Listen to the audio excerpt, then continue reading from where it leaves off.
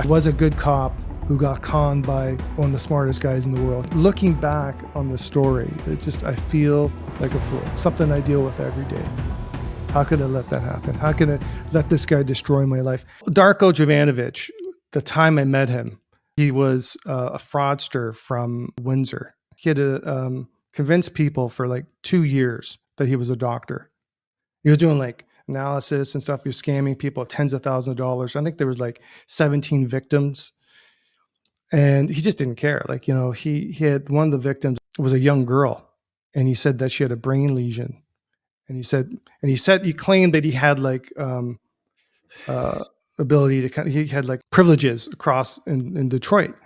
So he diagnosed this girl with a brain lesion, and then told the family, look, you know, I set up an MRI and treatment for you in Detroit. It cost $58,000, I think it was.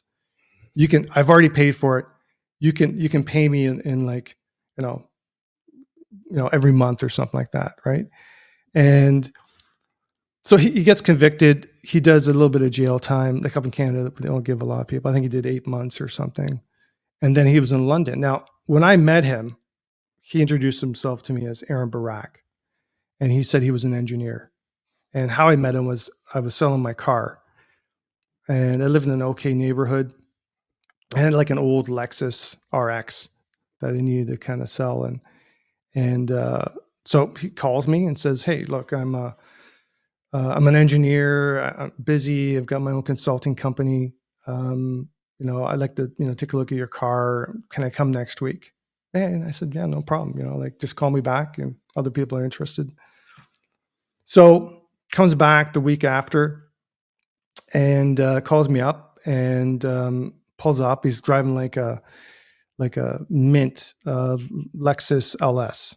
I think it was a 400, 450, whatever it was. It was an older one, but it was like pristine. And he comes up and gives him the story. Actually showed up, said he was Israeli. Said that he was Jewish, Israeli, whatever, and he brought a bottle of wine, you know, to see the car. I'm like, man, that's strange. He goes, oh, I'm Israeli. That's what we do. We don't show up to people's houses without something. I'm like, oh, okay. You know, I've never met an Israeli before, so if that you're telling me that. And so he looks at the car and he's like, oh yeah, I'm very interested. You know, it's for my stepson, going through a divorce, but you know, I'll make sure my stepson has a car. So he goes, but I'll call you back and I'll come back and see it. So he befriends me. Make a long story short, he befriends me. Like, you know, he's like, I don't tell him much about who I am, like, you know, but, you know, he wants to get together, wants to, you know, meet over lunch about, you know, his divorce and stuff. He's going through a rough time. So we become friends, and, you know, he's a nice enough guy. And eventually, actually, I meet his mom. And the funny part of this whole story is that his mom kind of supports everything he says. And his mom's like, she said she was 80. She's probably like 65 or whatever. She said she was a Holocaust survivor, you know. Probably never been to Germany. No, never been to Germany. Never left the state or never left Canada. I'll tell you anything he said about himself. Like, when we get into the story, man, I'll tell you, like, that guy had my head like spinning all the time, because he was talking about police corruption. Like, he was talking about, and I didn't know at the time, but he actually had friends who were police officers from before he went to Windsor. And I think, you know, he told them that he was a dentist. And because it came out in disclosure, because they interviewed some of these guys, and he said that he was a dentist and he was always making up stories. But if you know anything about sociopaths, they just learn from their past mistakes. You know what I mean? Like, right. You know, he just got better and better and better at telling stories and making up lies. So and, you guys start to kind of build like a friendship. Yeah, and he starts doing favors for me. Like, I'll tell you my mindset at the time. Like, my mom was really sick. And my family means everything to me. He knows that. And, or he knew, it's very easy to see. So my mom had this issue where she had an ulcer on the bottom of her leg. And the ulcer was like, man, it was horrible. It was just spreading and spreading and spreading. It's a side effect of some of the medication she was on for her blood. And the doctors weren't doing anything. And she's like always in pain, screaming in pain. I'm like, well, hey man, like if the doctors aren't going to do anything, I knew a lady in Toronto that had a hyperbaric oxygen center. And I had a concussion from a car accident a few years before, and I went there for some treatment, and we became friends. So I call her up and like, hey, what can we do? And she's like, well, we can do something. Like, with non-healing wounds, hyperbaric therapy often really helps. But Toronto's 2 hours away. So I end up going off on stress leave to take my mom there. And my mom's like getting worse and worse, and probably to the point where they have to cut off her leg, like at the knee, because it's just not healing. And when you looked at it, it was just like raw meat all the way around her leg. Hmm. So I'm all stressed out about that. I get a doctor's note saying, hey, you know what, like you're off. I talked to my doctor. She's like, yeah, totally. I can understand the stress you're under. You're off. So from Monday to Friday, I'm in Toronto with my mom. I have to rent a place there. It is like crazy. Like in the mornings, we're going to hyperbaric therapy. Then I have to go to the wound care center because, they're wrapping up her leg and treating her. Then I found this amazing TCM practitioner. His name was Dr. Chow. He passed away, but he was a Qigong master as well. And the guy was just, him and my mom just hit it off. She really, like, for pain management, everything, like we went there 3 times a week, and he really helped save her life. And just a great guy. Anyway, so I'm under a lot of stress. So he's actually, I remember him saying, oh, I know a Jewish doctor in Toronto. Don't worry about it. I know you can't get to your doctor because work right now, like I've only been off like 2 weeks, but they just want me back to work, even though Right. my doctor wrote a note. So, he's like, don't worry about it. I know you can't get to your doctor. I got a Jewish buddy you can go see in Toronto. So he sets me up with this doctor, and I go and see him and say, look, this is a situation, man. Like my head's spinning here. And he's like, writes me a note. I send it into work, and like, hey man, thanks for that. I can't get to see my doctor because of the situation. And then slowly, like, he just does more and more favors. And like, he's always, he's just, I'm, as the story goes on, and we'll talk probably more about this, but like he has a dead brother that died in Israel. And, his mom and him say, oh, you remind me so much of him. Such a kind man. You know what I mean? Like, so I'm like this replacement in their family of their dead brother and dead son. You know what I mean? Like, so he's, it goes on and on. Like, it'll take Right. 3 hours to talk about how he kind of conned me into it. But, Okay. Sorry, we're going to ask something. No, I was just saying, okay. So so what happens with your mom and him? How does it move forward, or what?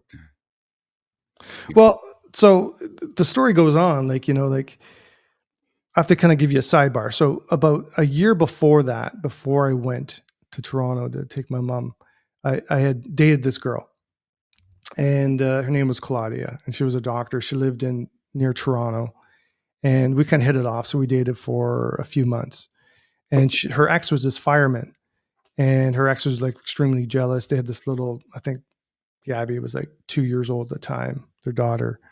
And they had been separated for, I think, maybe like 8 months, a year before we started dating. And so he had got one of his police buddies. He didn't know what I did, but he'd seen my car at her house. So he had one of his police buddies drive by and run my plate and get my name and my address and everything. And so he made this post on something called Cheaterville. And, I didn't even know anything about it. I get a phone call from my friend like months and months later, says, hey, I was running your name on the computer, just trying to see if you had Facebook. And this Cheaterville thing came up. And it said something like, oh, I dated this guy. He's a police officer. He dates strippers, and it gave me cold sores. I'm like, okay, well, like that didn't happen. So I called the police department. They end up doing an investigation. They find out that the guy one of his buddies did run my plate, and he did give the information to this guy. But the problem is that I couldn't get that information off. I couldn't get the post down. I had hired a lawyer in Toronto, and this lawyer was able to get it from the main site, this Cheaterville site. But there's another Korean website at the time that would just copy all the things from like the Dirty and Cheaterville and put it on their website. And so I was talking to my lawyer. I'm like, hey, how do I get this thing down? Like, like anybody who knows me knows that that's just a joke, right? They know I don't do that. But I was concerned, what I mean? Like, my family or my friends or people that don't know me, maybe I meet a girl and start dating her and she runs my name because everybody does that and sees Right. that, I got to explain myself. So it's embarrassing. So I ended up hiring a lawyer from New York, and he had a license in New York and Korea. And, me and this other guy hired him at the same time. We pay him all this money. He's like, look, there's nothing I can do. They won't take it down. They won't even respond to me. And there's nothing I can do to even get them to respond to me. So I'm like, okay, whatever. I just, I've spent like 5-10 grand on it. I don't care. I'm just going to, move on. Anyway, when I first meet Darko around this time, I've probably known him for a couple months kind of thing. He says, oh, my aunt was running your name and came up with this post. He goes, we can't have that. I mean, like, you're not that guy. I need to take it down for him. Like, hey man, I tried and it's not going to happen. So around this time, his mom and him start insinuating that when he was in Israel, I guess everybody has to go with the army. And they said that he was eventually put into the Mossad or Israeli intelligence, and that he These was an guys always go assassin with like and a trained they killer. always, yeah, they always go with like CIA or former CIA or it's Exactly. And man, it's I feel like a fool now because I was a cop. I should have known better. But the thing is, it wasn't just him; it was his mom, yeah, and yeah. then The because mom the mom backing him up is extremely credible. I mean, that just is, typically if you have somebody backing you up, then people just absolutely assume it's true. But the mom being an older lady, you definitely think this is his mom's saying it. Like for some reason you get old and you don't realize that, hey, that old person, you know, 20 years ago was just a young scoundrel. Now they're just an old scoundrel. The age doesn't make them suddenly shouldn't make them more credible, but it does for some reason. You want to yeah, and respect like your elders, you want to believe in them. So, you but got me, anyways, man. mom's back in. So Mossad, sorry. Yeah. So and then I'm like, okay, whatever. Like I mean, sure. Like at first, you don't fully believe him, but then he's like, oh, I got a friend who still works intelligence. I'm gonna give him a call. And he gets the post taken down. I don't know how he did Really it. Yeah, it's gone. To this day, it's gone. Now, nice. I think after, like, you could pay money, but at the time, there's no way to kind of like, you know, get in contact with this website and say, okay, well, that's a lie. Like, take it down. Like my first lawyer at the Cheaterville, he says, like, that's total defamation. That's a lie. This is the situation. They took it down right away. But this place, there's no way to get a hold of him. So I don't know how he did it to this day. But anyway, so that lends some credibility. I mean, like, hey, especially if him and his mom are saying this stuff. So then this leads into me meeting allegedly Juliana Greenspan. And Juliana Greenspan was the daughter of a well-known lawyer, Brian Greenspan. And Julianne's a lawyer as well. I remember I was in Toronto. We just got back from my mom's treatment and running around Toronto all day, and the traffic's crazy. And he gives me a call and says, look, I got somebody on the phone for you. I'm like, okay.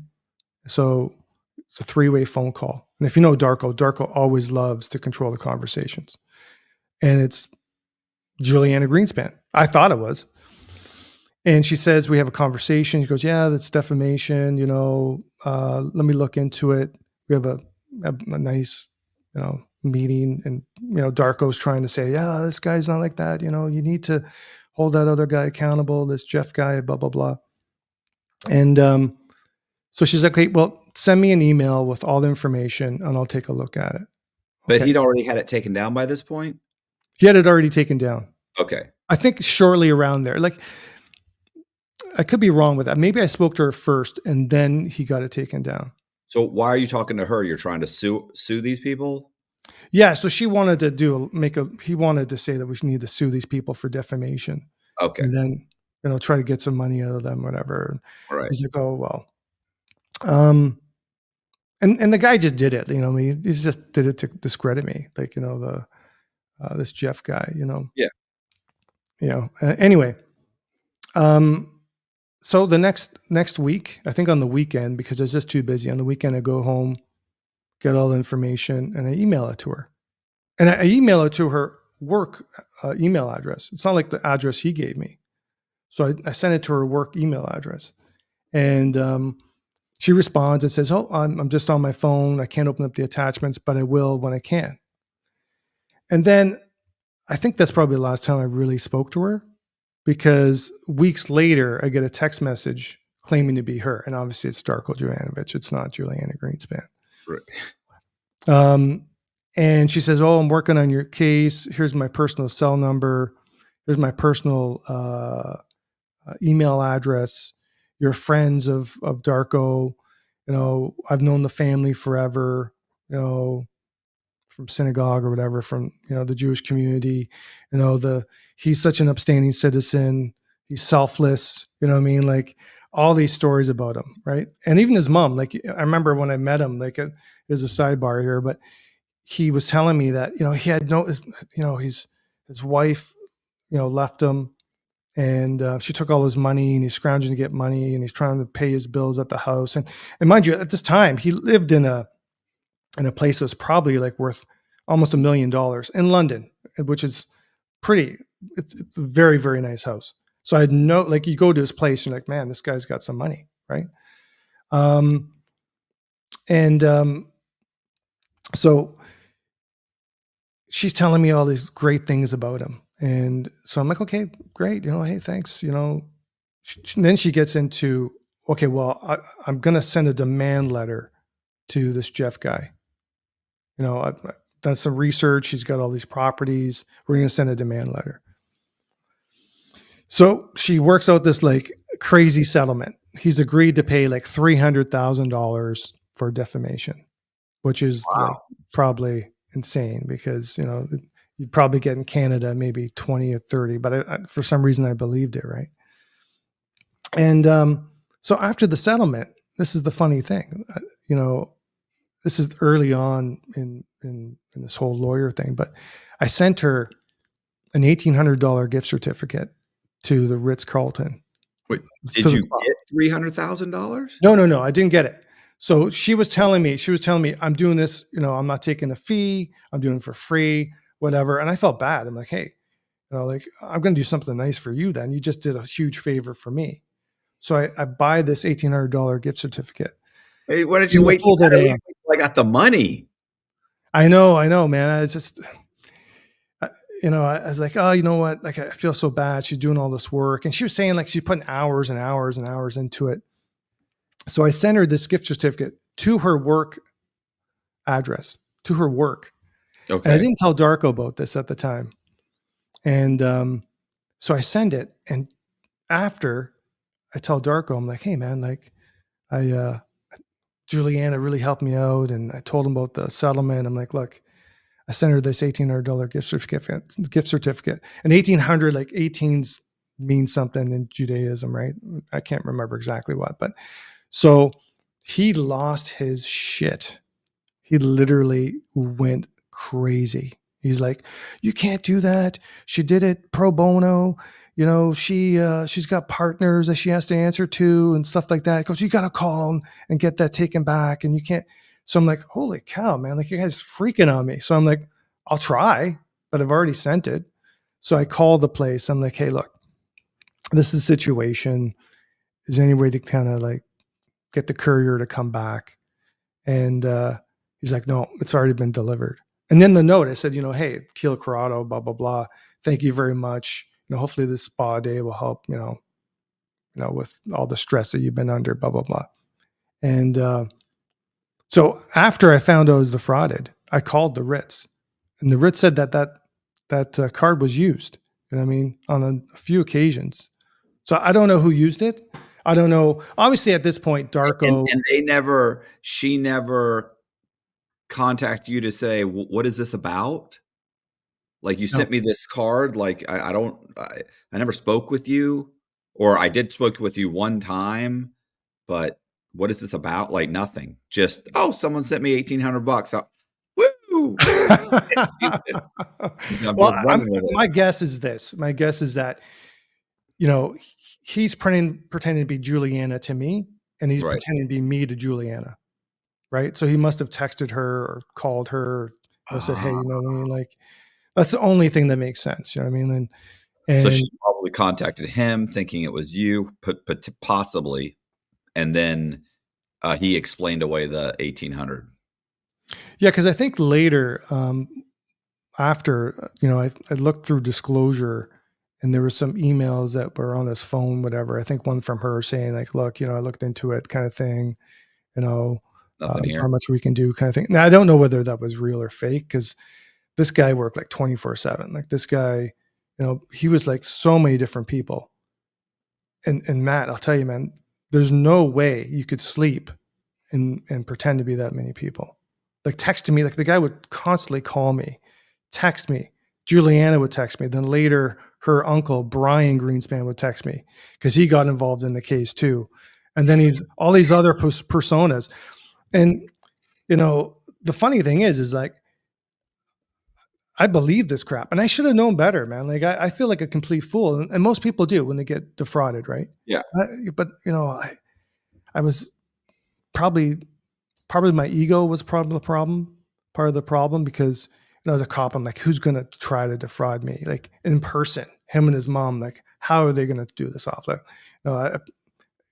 there's probably a lot of things going on in my mind. If you sleep hot at night, you know how disruptive that can be. Whether you're having trouble falling asleep, you're waking up sweating in the middle of the night, or all of the above, that's where GhostBed can help. As the makers of the coolest beds in the world, GhostBed is your go-to for cooling mattresses, cooling pillows, and cooling bedding. From their signature Ghost Ice fabric to patented technology that adjusts to your body's temperature, every Ghost Bed mattress is designed with cooling in mind. So whether you want a plusher mattress that cushions your shoulders and hips, or a firm option with exceptional support, your Ghost Bed will keep you cool and comfortable all night long. When you purchase a Ghost Bed mattress, your comfort is guaranteed. You can try out your mattress for 101 nights, risk-free, to make sure it's the right fit for you. Plus, they offer free shipping, and most items are shipped within 24 hours. If you're not sure which Ghost Bed is right for you, check out their mattress quiz. You'll answer a few questions and get a personalized recommendation. Even better, our listeners can get 50% off site-wide for a limited time. Just visit ghostbed.com/Cox and use the code COX at checkout. Again, that's ghostbed.com/Cox with the code COX at the checkout to save a whopping 50% off site-wide. But just to get back to Juliana for a second. So after I found out that I was defrauded, I also emailed her and called her office and sent her email saying, look, if you know this Darko Jovanovic, he's defrauded me. He's probably doing the same to you, kind of thing. Send her like 3-4 emails, never got a response. Called, left messages, never got a response. Never got a return phone call. She went, when the police went to speak to her after this was all said and done, she was kind of hiding behind privilege, saying, oh, I can't really speak about it. I'm not going to really talk about it. Not saying that she knew a lot, but the officer, one officer, Cam Halliday, who was on the stand, who's being questioned by the Crown, the Crown's like, oh, well, obviously she didn't know anything about this. He goes, well, on the stand, he's like, well, when we talked to her, she did know something. She just didn't really say what. And she didn't really cooperate. They wanted her to read the text messages. I don't think she did. And they weren't worried about Juliana Greenspan or whatever. Well, so let's go back to the 1800. So let's move forward from there. So because you jumped forward a little bit. So yeah. So eventually, that gets all worked out, and then eventually, Darko starts talking about police corruption. He starts naming some names, and this is how she gets into it, and this is how she starts. She's the one who's going to help Darko with his divorce because he had millions of dollars, he said, that his wife took from him. So she's going to first help him with his divorce. And then he starts dropping some names. And and some serious names in the city. Like these guys have been known to be, mixed in with bikers and the criminal underworld. Even one guy was like, we thought that maybe he was, a terrorist or not terrorist, but tied with terrorism. Right? I'm not going to drop whatever that is because, this guy's not here to defend himself. But so at that time, I'm like, okay, this is crazy. You know what I mean? Like you're dropping these names, telling me about stuff going on in the department. And, if I backtrack a second, I'll talk to you about my career because this will make sense to you.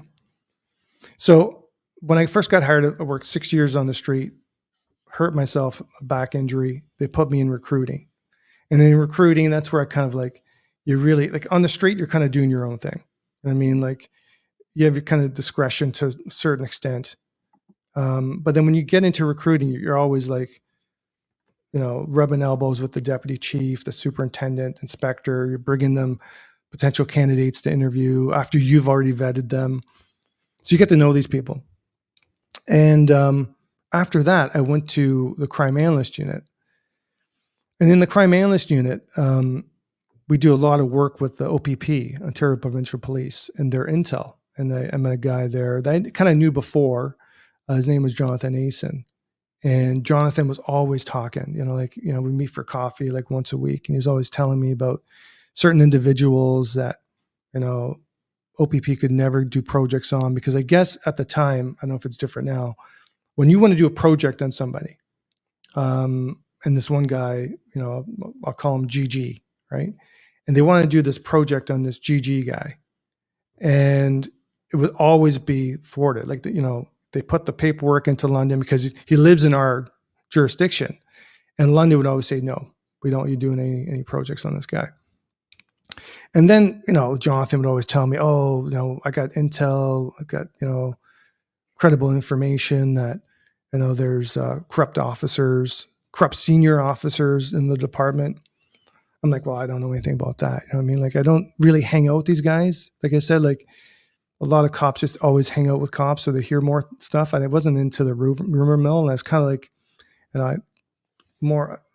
I'd like, for me at the time, I'd rather hang out with my old buddies than hang out with cops and talk about cop stuff all the time. All right. And so this is my mindset when I meet Darko, and Darko starts dropping these names. I'm like, okay, that's interesting. And he drops another person's name who there's always rumors about him in the city. He owns like almost all of London. And there's rumors that he used to be a gun runner and stuff. And he's Israeli as well. So Darko starts telling me like, hey, his wife. Israelis. You guys have a lot of Israelis. I don't know. I mean, I think everybody. there's only two, and I met both of them, I guess. I don't know. Okay, go ahead. So, he starts telling me that, this GG guy and this SF guy who owns almost all London, that they want him, that GG's importing drugs in high-end cars. And at the time, GG owned all these lots, and he was a used car dealer, and he'd drive around like Lamborghinis and Ferraris and stuff. So he's like, he wants me to design, because I'm an engineer, he says. He wants me to design something so I can bring over a lot of drugs. And I can't say no to him, because SF's Israeli. I've been breaking this kind of code that he told me that Israelis have with each other, which I don't think is true. But and then they've paid off a lot of police officers and higher ranking guys, and they're kind of enforcing that on him. So he says, I remember the one story he tells me, and his mom was the one that kind of was laughing about it, that this one inspector came. His name allegedly was, Kevin or whatever. So he came to his house and tried to twist Darko's arm, Aaron at the time that I knew him, but to design this stuff. And he's like, you don't know what you're doing. We want you to do this, just a courtesy visit. You know what I mean? And the joke was that his mom was cooking falafels, and she had gone to the front to see who it was. Well, Darko was talking to this guy, and and she burnt her falafels. So she was cursing this guy because she burnt her falafels. So the next time I go over and talk to Darko and his mom, she's telling me the story, right? She's agreeing to that, hey, this guy came over and Darko said he was this inspector. So then when I'm there, I'm talking to him and I'd be visiting him and, over there on the weekends kind of thing when I'm not with my mom Monday to Friday, he would like show me text messages. And some of these text messages would come to his phone when I was there. And they were from inspectors, from superintendents, from the chief. And he's showing me and they're saying, hey, this is just a misunderstanding between you and these two guys. You need to, reconsider your choice kind of thing, threatening him. And I'm like, holy cow. I'm like, holy fuck, man. This is A, way above my pay grade. And B, I don't know what to do with this. So I call my buddy Jonathan, who's OPP, the guy that I knew from over there in Intel. And I said, hey, man, this is what's going on. I remember before you used to tell me that there was corrupt guys in the department. I said, is there any credibility of what this guy's saying? And he's like, frothing at the mouth. Like, he's like, oh my God. And he goes, I'm in a unit right now where we're special unit and we're investigating senior officers. He's like, I got intel that, something was going on with London. So I'm like, holy shit, like, is this guy for real? And so I try to get Darko and Jonathan. We call him Tubbs. That was his nickname. So I try to get Darko and Tubbs together because I don't want to deal with this. Like, I've got enough shit going on. But, as you see, Darko just took advantage of the fact that I was on stress leave and all stressed out kind of thing. And, I was ripe for the picking, I guess. So then Juliana steps in and Juliana's like, he doesn't know what to do. Darko's being targeted by these senior officers. Juliana, the lawyer.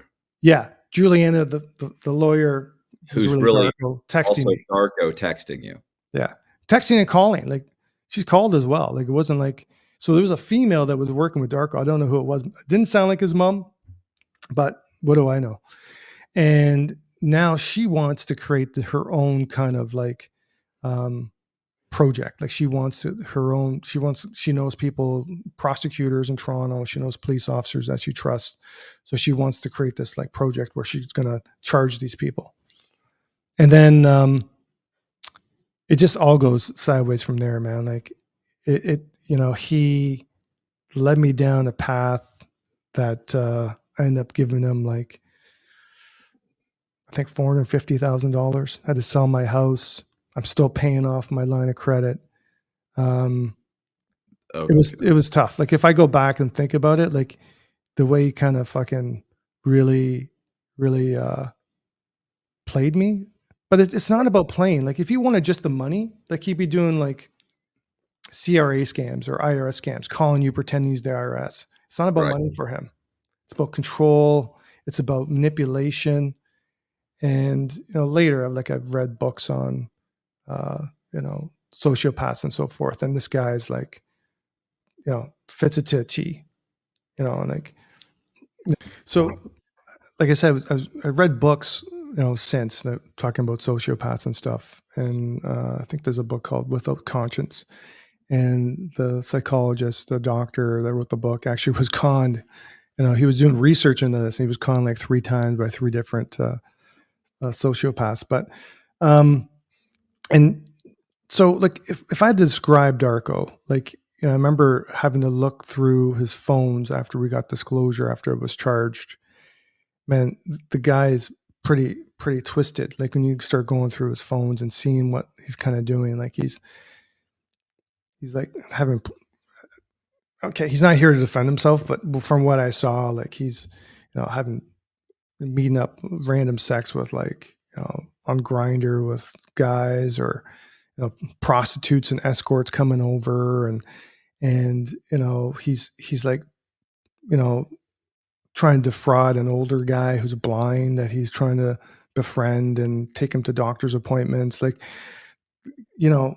probably like the guy from that movie Saltburn, the lead character there. I don't know if you ever saw that. I couldn't watch the whole thing. It was just a little bit too triggering, but very, very crazy sick stuff in there. But to me, like, he was always this, like, selfless person, give away his last penny. Yeah, I was going to say there was a thing. I want to say it was the Queen of the Scam or Queen of Cons or Queen.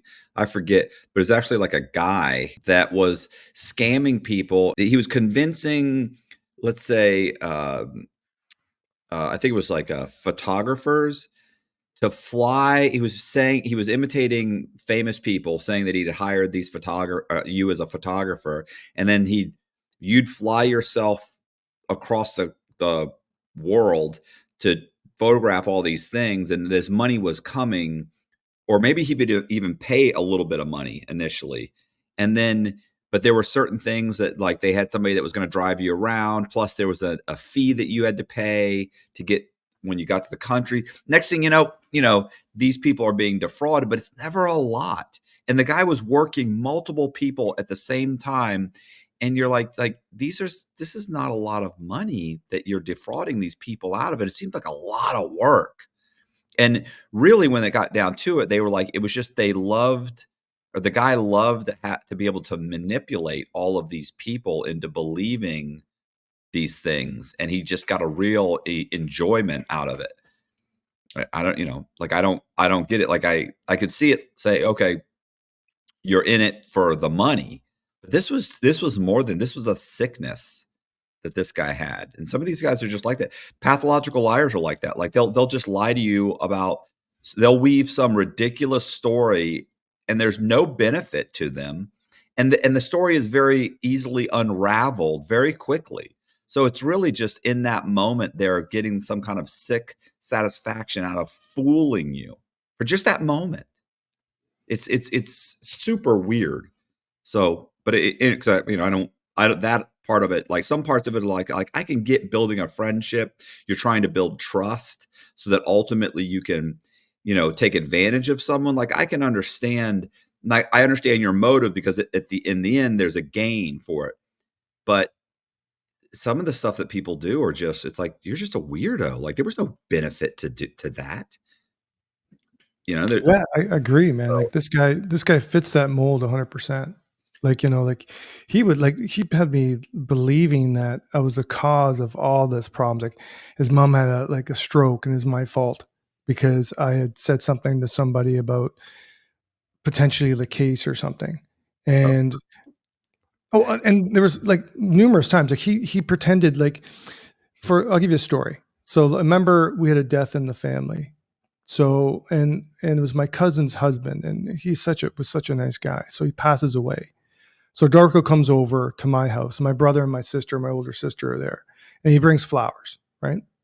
So it's very nice. And then we start talking about, um, you know, drugs and so forth. And, like, I don't do drugs, and my one nephew at the time was, experimenting with marijuana or whatever. And so I was trying to give my viewpoint on this, and he took offense. Like, he went into the garage, had a smoke, started screaming at me, saying, and Darko is after the fact, I find out that he's like a heavy drug user, meth, you name it, coke. He's doing everything. Right. And so he uses that as a springboard to make me feel bad about having an argument with him, because Juliana comes in on text later and says that Darko's having a PTSD episode from his time in the Mossad, and then his mom's texting me and telling me, calling me and saying, "Oh, how dare you? I trusted you. Darko has only done nice things for everybody and for you," and he gives up, and it just goes on and on and on, and that's part of the game. Like, that's how they would just play me. Well, he played me, and just always make me think I'm the bad guy. You know what I mean? Like, even when I was giving them money, because the whole thing revolves around Darko is the key witness here. She's got this, she's doing, Juliana is the head of this, team that's going to take down the corruption in the apartment. But Darko's the key. And this SF and GG guy and the police are targeting him, trying to discredit him. trying to kill him, trying to kill his mother. And anything that happens ends up being my fault. It's always my fault. Somehow it all comes back to me. And I start feeling bad. Like, like I'm giving this guy all this money. And then, at one point, I think Brian Greenspan, it's not the real Brian Greenspan, but obviously Darko, starts texting me and says, "What's wrong with you?" I'm like, "Well, look, man, I've got no money. Like I've given Darko every cent. I can't pay my bills. I've took a second mortgage on my house. I'm trying to keep this afloat." And he's like, "How dare you, you selfish bastard. You're maniacal. You're a hypocrite. I've given 30 million into this. I've put up my reputation. Darko suffered. They targeted his mother. They tried to kill her." Like, this is how crazy. And I believe this shit, man. I tell you, like, looking back. Let's go back. You haven't gotten to that, but at what point does he ask you for money? Well, it's always the first time. I think it was just a innocent loan of like a couple grand, because he had to, he had some money coming in from Juliana, settling his estate with his ex, and he just needed a couple grand or something. Did and that was before. Did he pay it? You gave it to him and he paid it back? No, never paid it back. Like I said, hey man, it gets crazier from there.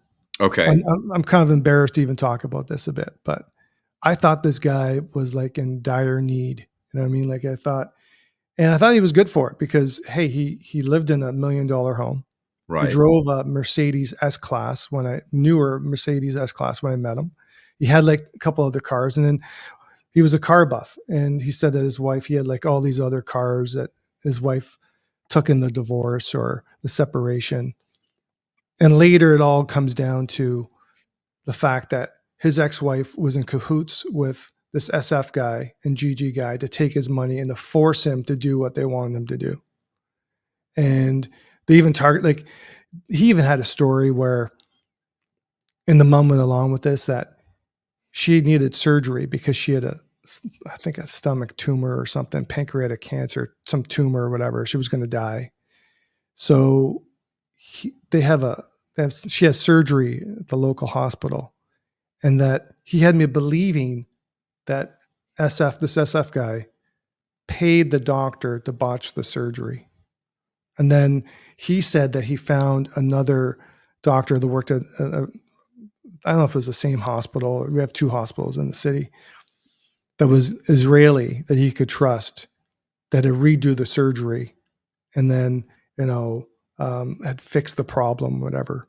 And that he had to get his mom out of the hospital because he was worried, that something's going to happen to her. So he had to hire a private nurse, you know what I mean? And in order to keep her safe. And I sent you some photos, and those photos you'll see, like, she's at the hospital. There's photos of her at the hospital, but maybe she went there for a headache. Yeah, maybe she had a real surgery, but he saw an opportunity to take advantage of the situation, right?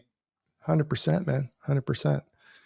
And so my head was always spinning, like, everything's always my fault. Juliana saying, "Oh, we're going to make these arrests. We've got all this evidence is coming up, and I want to meet with you. We're always supposed to meet. I'm always supposed to go down there and meet her. She's coming to London to meet." But every time she calls and says, "Oh, Uncle Brian had a heart attack," or some other crazy thing happened, and Darko's in need. And then Darko was sick because he had PTSD. Then he had this rare blood disease, and he had an enlarged heart, and they're trying to keep him alive. It doesn't sound like keep him alive, Matt. What's that? Sounds like his heart is, 5 times too small. What I'm trying to think of what this Dr. Seuss says. His heart is too small. So, well, what are some of the other? I need additional money. Like, I don't understand, because a couple $1,000s is one thing, but I mean, what? So every time he's got a problem, he needs money. He says, "Hey, I need 20 grand for this, 80 for this." Like, how does it get up so high? I'd have to read through all those text messages, and that's just too much for me to do that. But For example, like, you know what I mean? Like his mom, he said, was Israeli and she never became a Canadian citizen. So You can't you know, get she had to pay out of pocket for her medical expenses. And he could always, it was always like this, you know, I've got to do this. I can raise, I was able to raise through friends. She say she needed 50 grand. I raised 40,000. I just need $10,000 more to save my mom. I'm like, and he knows how much, you know, I love my mom and my family. I'm like, hey man, we got to save your mom. Okay, no problem. I'll borrow 10 grand and I'll give you 10 grand for it. Like, and Juliana's always like, oh yeah, and you're going to have your settlement and Darko will pay you back because I'm working on his divorce.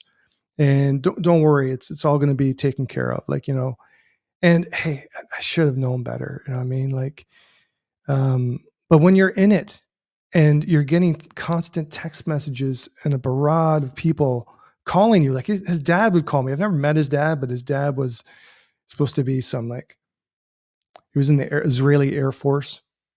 This is funny. Yeah, And so he of was also in Mossad, and course. that he had gone down to South America and did some type of crazy, what do you call it? He'd gone down there and like captured some Nazi war criminal or something, and they, you know, smuggled him back to Israel to stand trial. You know, Oh, crazy. he was on the team that caught Eichmann. Yeah, Something something like that. You know, I mean, I can't remember all the names and places, but um, it just goes on. And you know, he would like bring in and he'd try to isolate me from my family and my friends, and he's always making up a story. Like even with that Jeff thing with the Cheaterville post, he would like take that to the extreme. He'd be like, "Oh, you know what? They're going to pay this, but now Claudia is saying that, you know, you raped her, which never happened, and that now Juliana has to help me out of this situation, and that, you know, she's going to have to talk to the prosecutor and all this stuff." I'm like, so I think these people are saving me. I think, you know, hey, you know, Juliana's, you know, she's the lawyer of lawyers. You know what I mean? Like, so I actually believe that because I'm like, well, maybe they're making up this story because, you know, hey, they're gonna have to pay me $300,000 in a defamation suit, and so then, you know, Juliana, that rules into some other story where it's my fault. You know, Darko's sick and he needs money, and she's wasting her time dealing with Claudia, which is my fault because I should have never dated this girl, and it goes on and on and on and on. Like I can't even tell you half the stories. Like there's another story where early on, I had a friend of mine from law school. His name was Ali. Great guy. He was like, he was an engineer. He was doing his law degree. Because when I was doing the correspondence, I actually went there for, I think you can do these like courses where you can go there for like the weekend. So I went there 2 or 3 times to England, and I met Ali, and he was just a great guy. He was, I think, originally from Iraq, I think. Anyway, he was losing his job, and I kind of brought that up in conversation with Darko. And Darko at the time said that he had a contract with General Dynamics in Detroit. And he's like, oh, well, I can help him.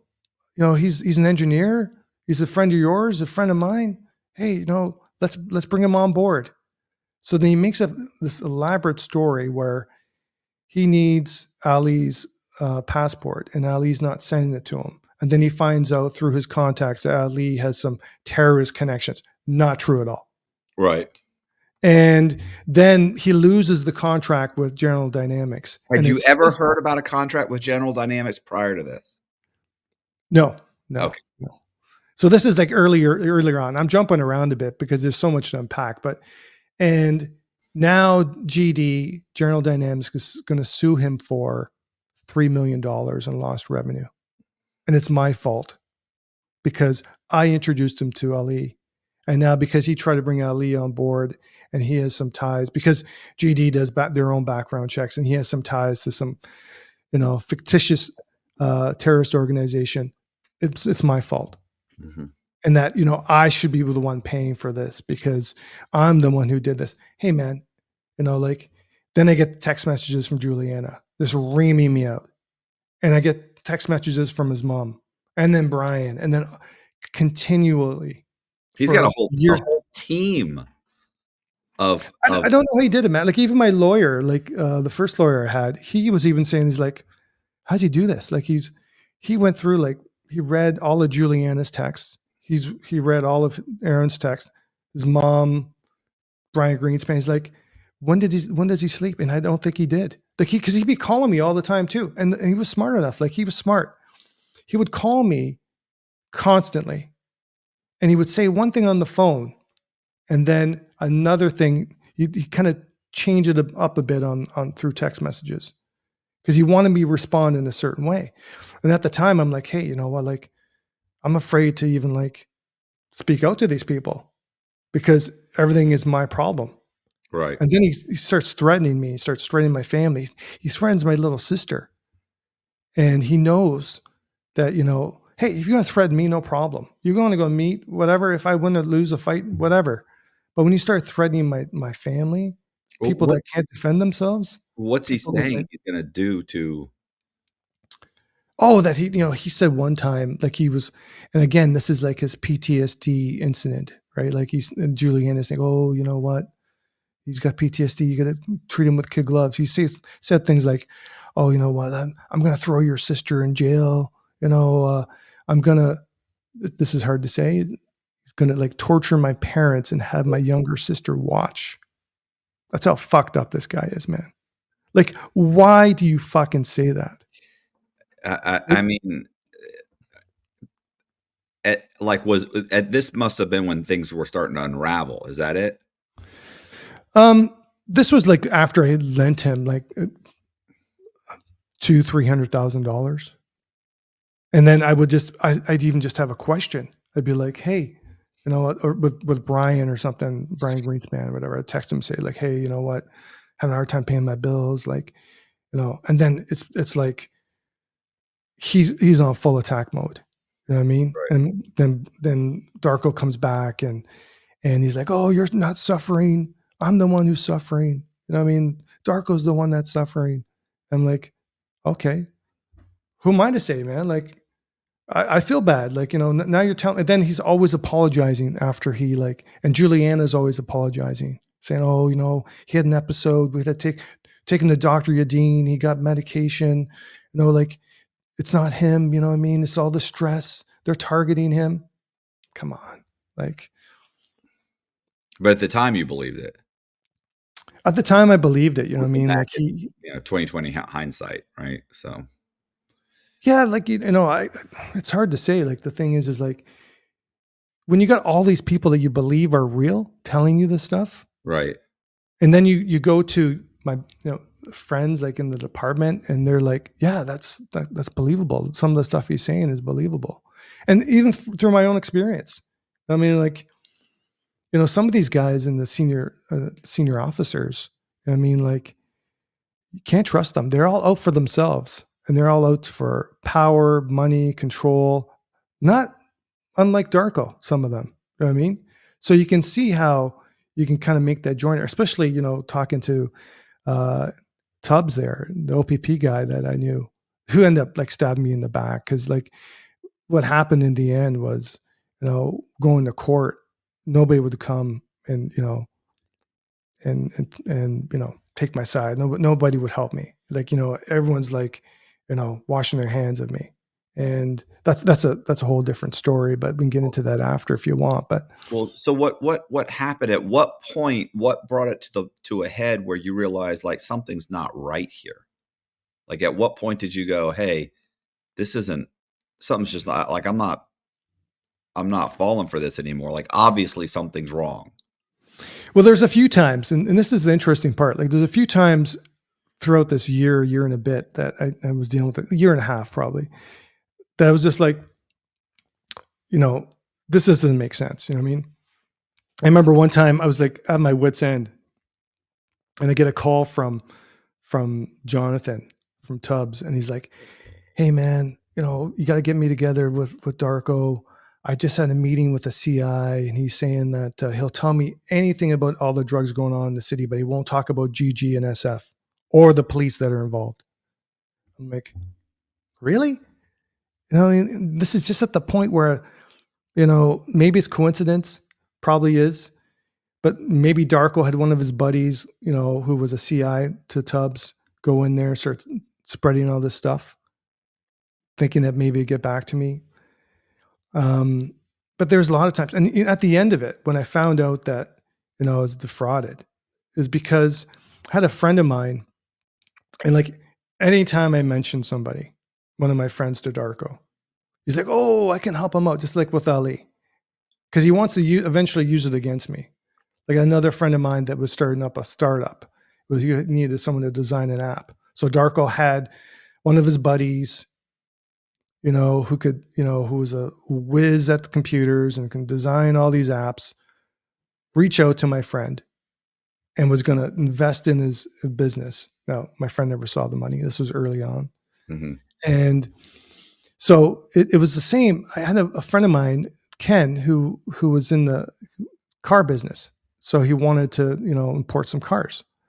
And Darko was like, "Oh, I got the guy, my friend Ori.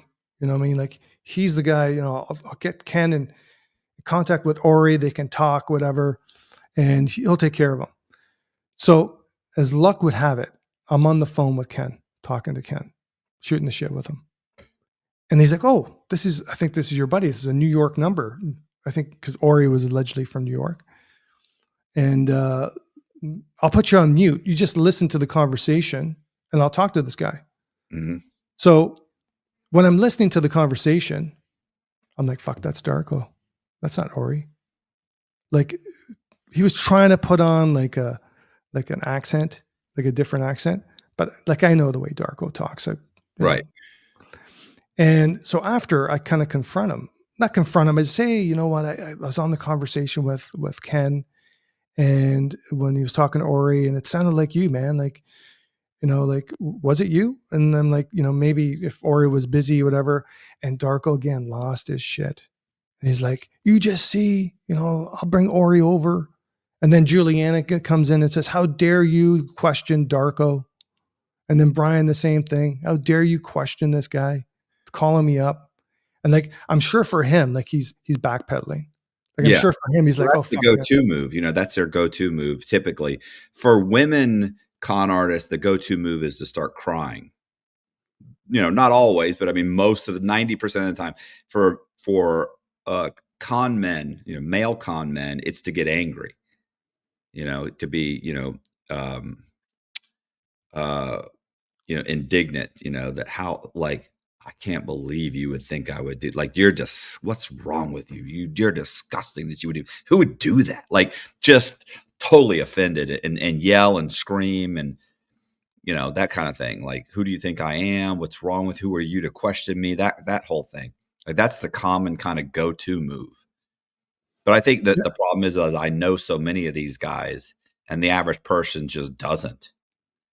So they don't see it. And the generosity, a lot of con men are very generous. It makes you trust them.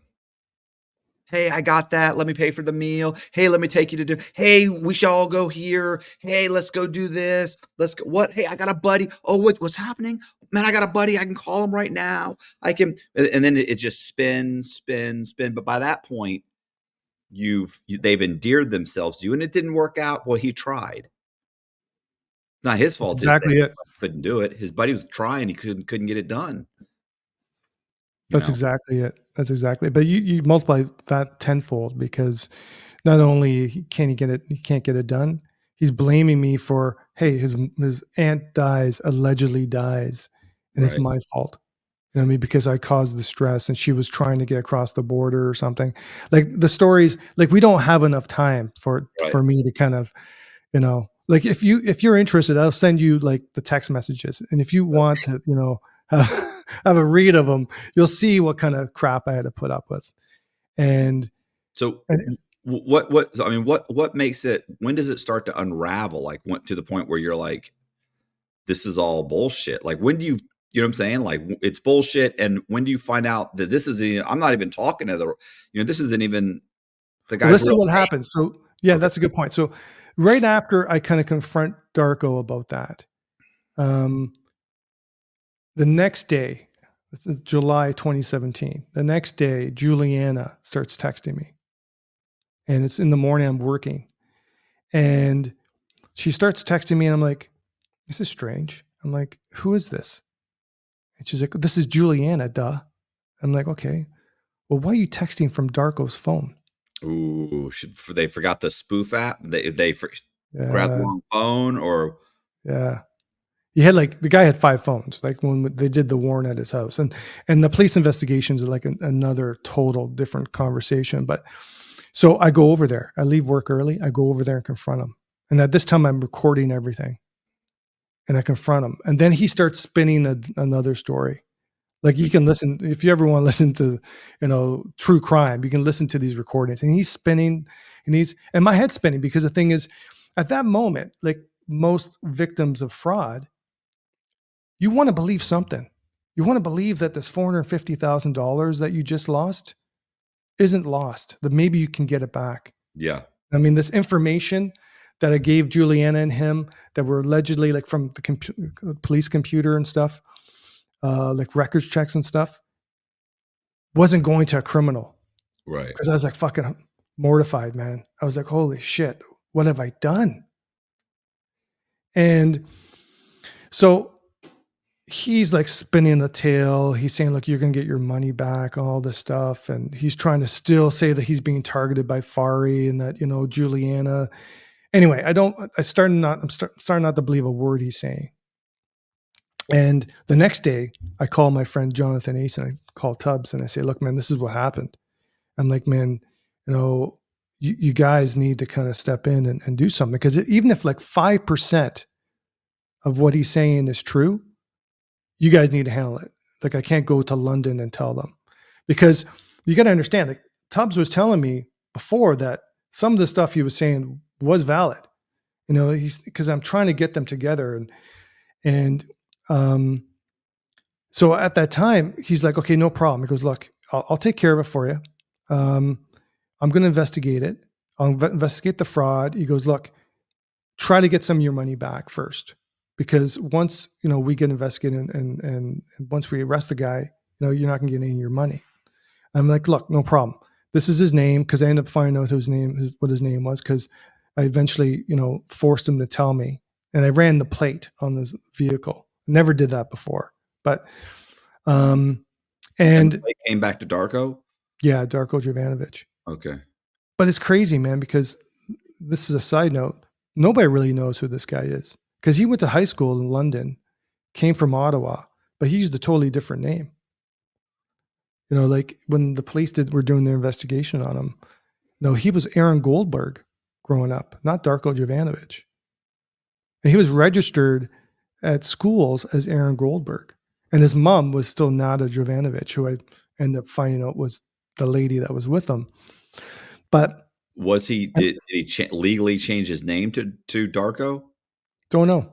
Nobody really knows. Like even when he was charged in Windsor, they tried to do a background check, and I think, and even in court, they said, like, we really don't know who this guy is.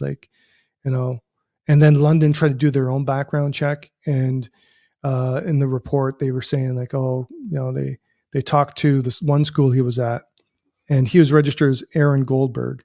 His mom was Nada Jovanovic, and then his dad was registered as I think High Goldberg or something. He lived in London.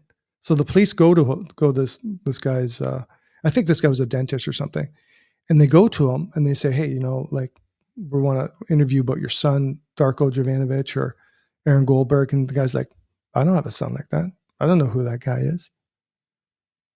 And so like in your mind, you're like, hey, you know what?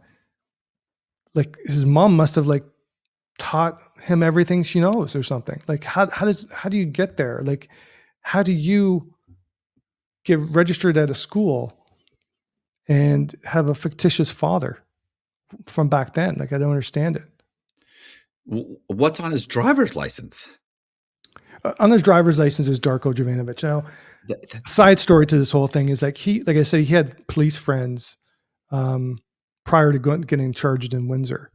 And in the interviews that I read in the police report and disclosure, they all went to Las Vegas, and Darko was paying for a lot of things like you're saying. So, and I guess at the airport on the way back, the one officer saw on his driver's license that it was Darko Jovanovic, not Aaron.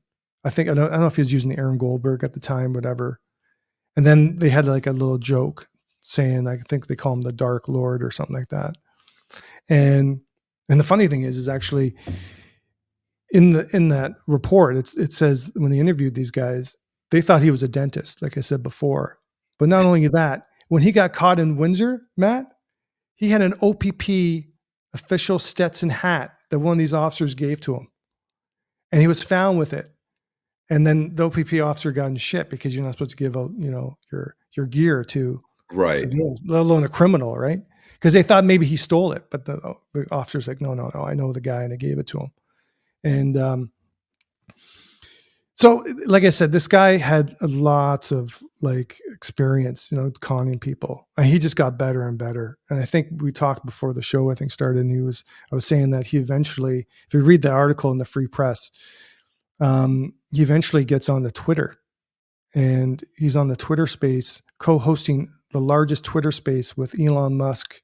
I think Alex Jones was there, Mauro Nafal, and he's the co-host. And the only reason he got caught was because his ego, he wanted a photo of himself on his profile. So he had this photo of him like with the cigarette, and it was like really washed out. I think one of the reporters did like a reverse search or something because they really couldn't find much on him. And then they found the article in the Free Press, the London Free Press, exposing him. And then obviously he's off Twitter, and then actually, I guess he was pretending to be an ex-DOJ attorney. And because when he got exposed, all these people, there's these Twitter spaces, and the one reporter from London was on it. He calls me up, says, "Hey, do you want to join the Twitter space?" So I go on this Twitter thing. I'm not on X. Like I had like a pseudo profile when I was a cop because, like when I was trying to, search people as a crime analyst. So I get on Twitter, and I'm talking to these people, and these people believed that Darko was an ex-DOJ attorney. Like he was giving them legal advice and solid legal advice. He's on panels with other attorneys, and they're believing him. He's giving, his insight on what's going on in Israel and Gaza, and people are believing him as this like authority, And he actually, there's one. Oh, sorry. Well, I was going to say that it's funny because you mentioned that, because I mean, these guys, like, do you know if he had ever gone to prison before? Yeah, he did some time after he got charged in Windsor. I think he did 8 months or something. He did 8 months, right? Okay. So I wonder if he did legal work while he was there, because you have to understand there are guys. There's a YouTuber. His channel is called Blood on the Razor Wire, and the guy did like 25 years or something outrageous, but he did legal work. Like most of the time while he was incarcerated, he did legal work. And talking to him, he could convince any lawyer that he's a lawyer. He knows as much, if not more, than every lawyer out there that is practicing law. My buddy Pete did law work for 20 something years. He could convince you. And I actually have a story. I had met a guy in prison, and I think I've mentioned this story before.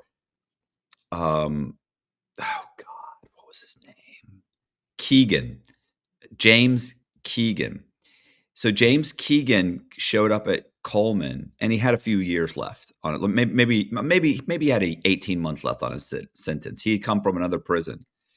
Well, Keegan had been incarcerated in the state before for like 5 years. And when he was incarcerated for 5 years, he did legal work for other inmates. And it's easy to get other inmates to let you do their legal work, because the way the court system, at least in the States, works, is that if I wrote a motion that said, hey, let's say I wrote a motion and I wrote it in green crayon.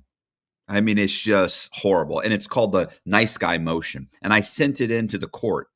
And I mentioned about a bunch of court cases on the court releasing people for doing good things. And I say, it's a nice guy motion. You should let me out because I'm a nice guy. The court actually would respond to that as if it was a real motion. Like they would say, "Oh, this is the court. We're responding to Matt Cox's nice guy motion. Where he states that the court should let him out, or the government should reduce his sentence and let him out of court because he's a nice guy. He's basing this on these different court cases. The government has 90 days to respond. The 90 days later, the government would respond, we're currently responding to Mr. Cox's nice guy motion. And then they would respond like it was a real thing. Nobody during that process would ever say, hey, man, this is ridiculous, bro. This guy doesn't know what this is silly. Like, these court cases don't even apply. There's no such thing as a nice guy motion. Like, Your Honor, this is a waste of time. This is frivolous. They wouldn't say that. So a lot of guys start doing legal work for people, and the other inmates don't even understand that you don't even know what you're doing. But as you go through that process and you meet with other jailhouse lawyers, you start to understand how the court system works. And after a couple of years, after you've destroyed multiple inmates' cases by filing frivolous,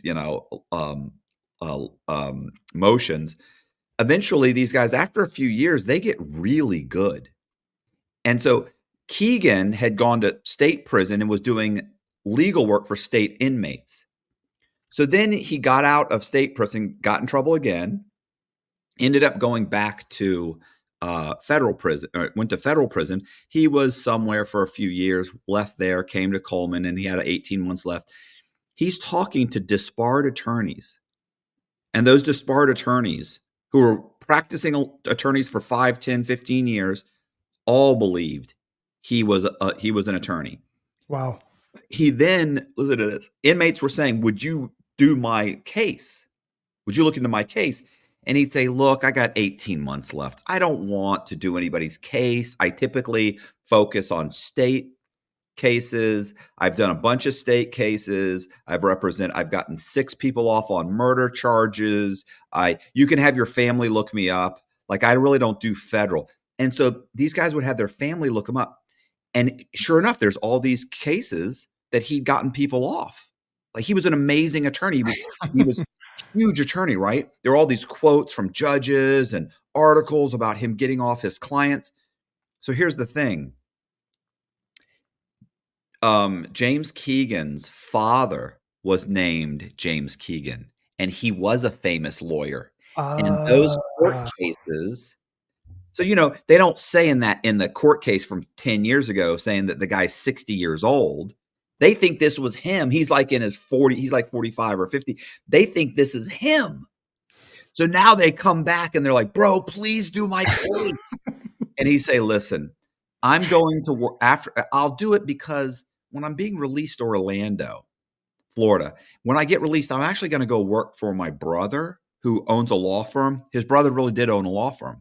And I'm going to go work for them. So let me see if I can talk my brother to let me continue your case while I'm there. And then he'd get on the phone. He'd come back a couple hours later. He'd go, yeah, I can do it. But honestly, bro, like I'm not doing it for for what you're paying these other guys. I'm not doing it for $200. Like, you got to pay me at least, I don't know. What is let me look at your stuff. He'd look at his stuff, come back and be like, look, I'll do it for $3,000. You got to give me $1,500 up front. Wow.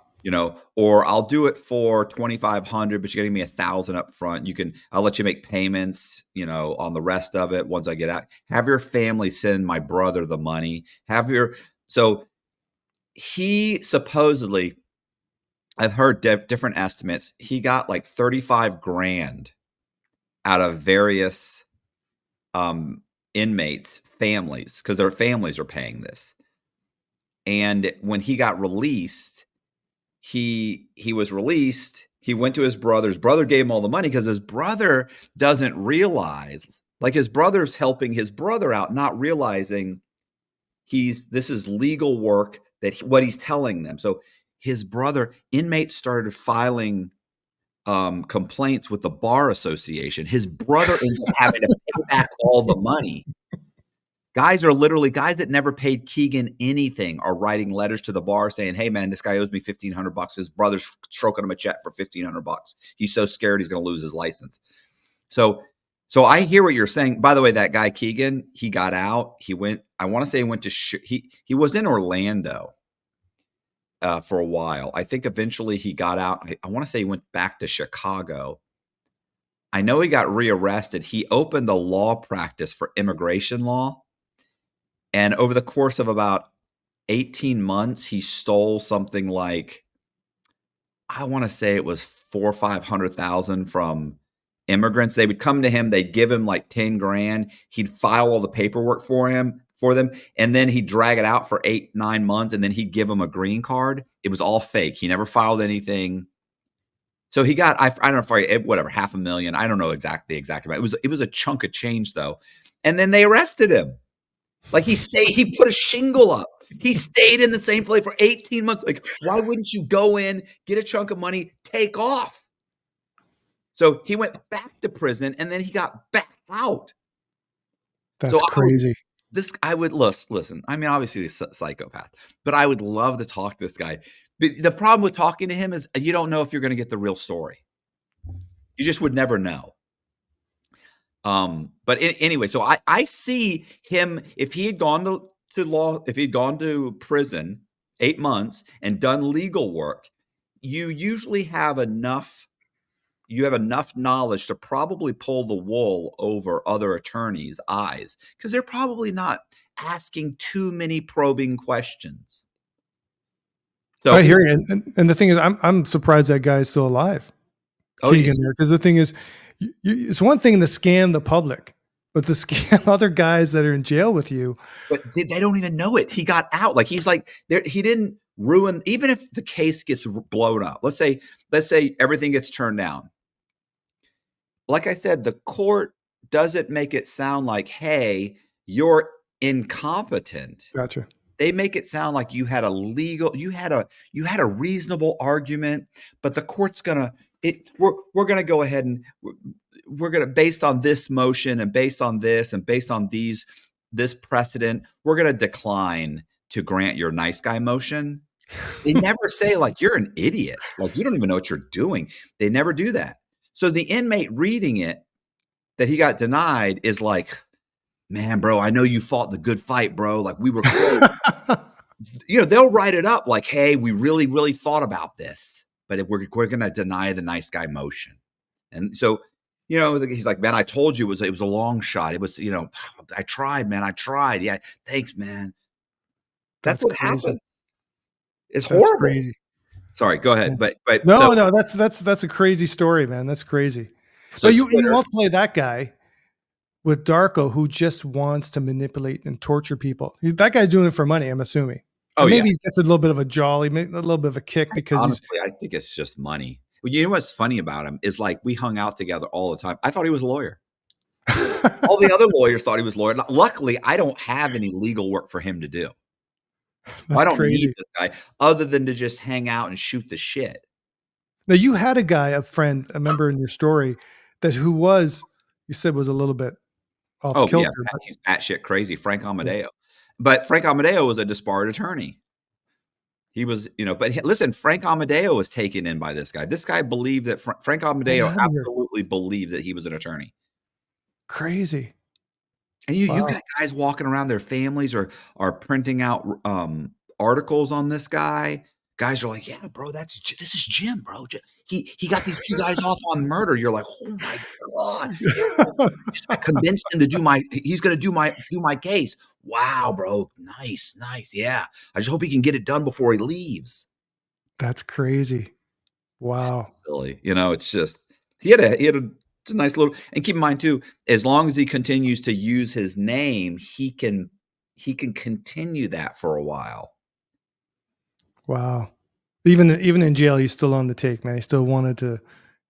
Oh, this is his whole life. I don't think I did find out that the very first case he ever got in trouble for was he worked for a pallet company. You know what pallets are, right? Yep. But he worked for a pallet company. They built pallets, they bought them, sold them, and he was doing the books for them. Eventually, he started doing their books, and he embezzled like $500,000 and ended up going to prison. So that's how it started.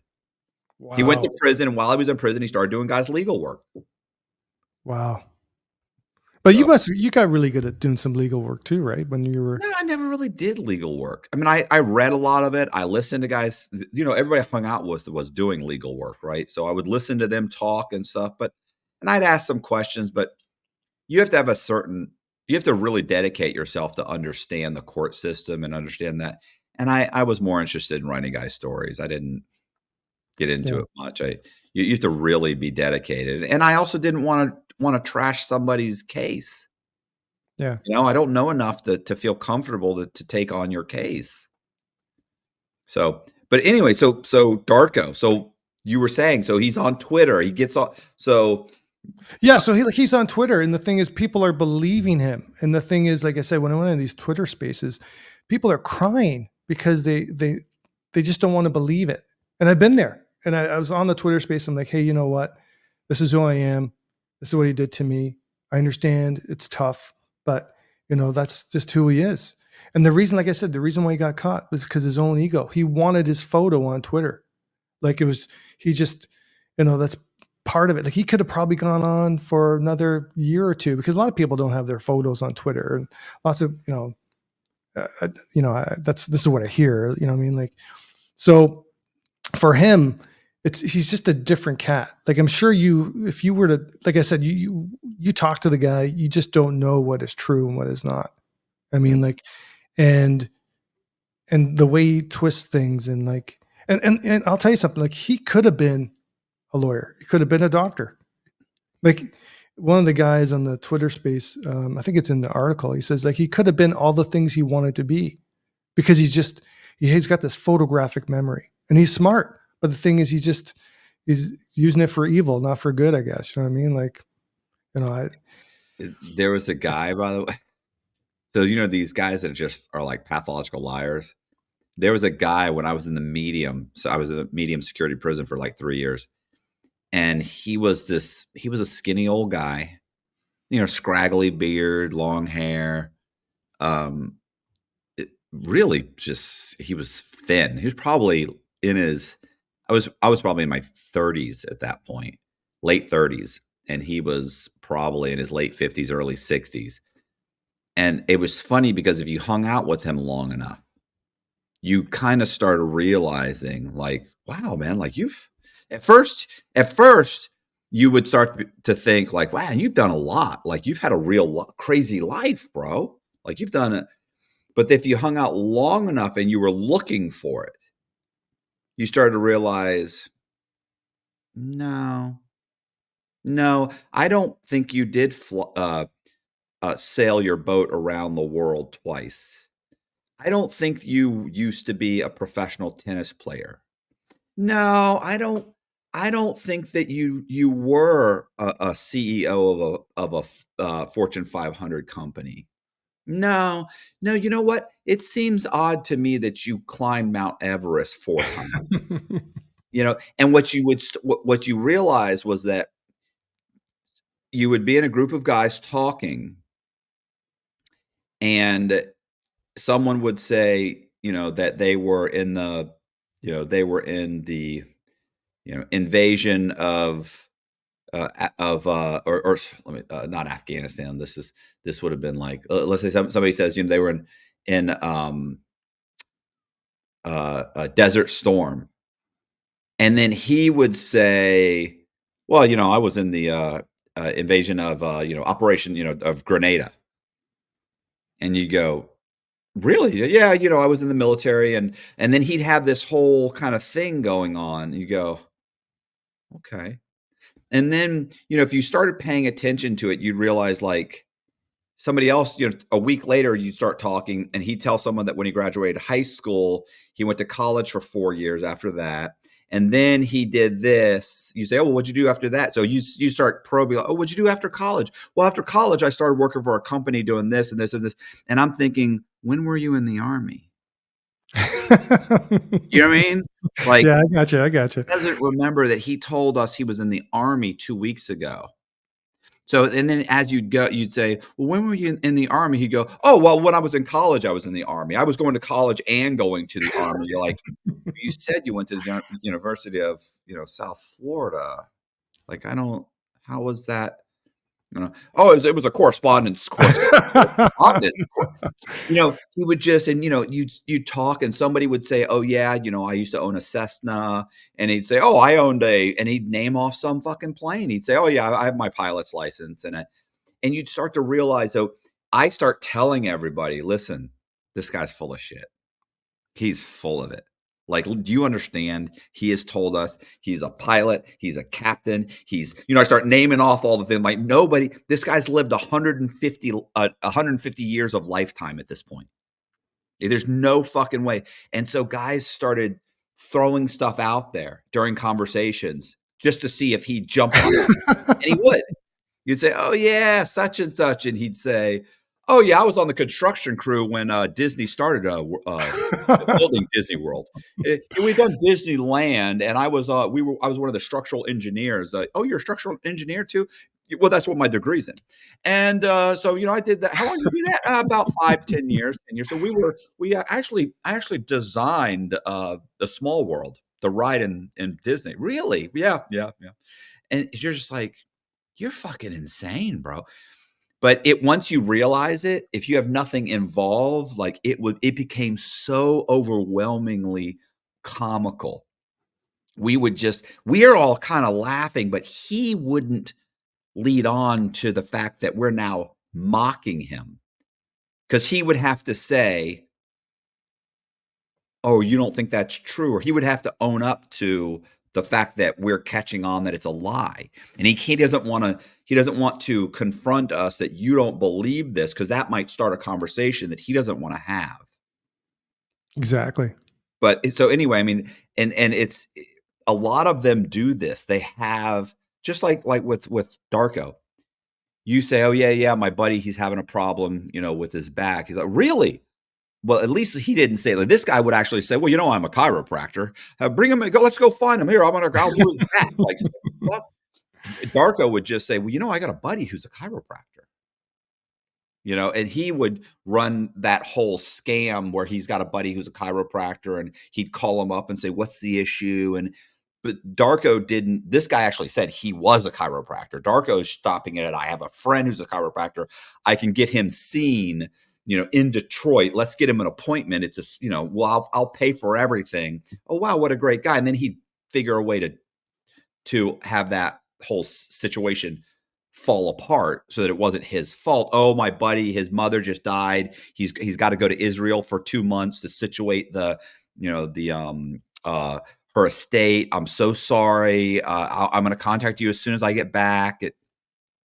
Well, It's Darko upped his game, because the thing is, when I was with him, when I knew him, he actually um, said that he was a lawyer, that he had gone to law school during the time that we met, some Israeli law school, and he became a lawyer. And that's why I was allowed to send him some of the information, like some of the records checks and stuff, because he's working with Juliana.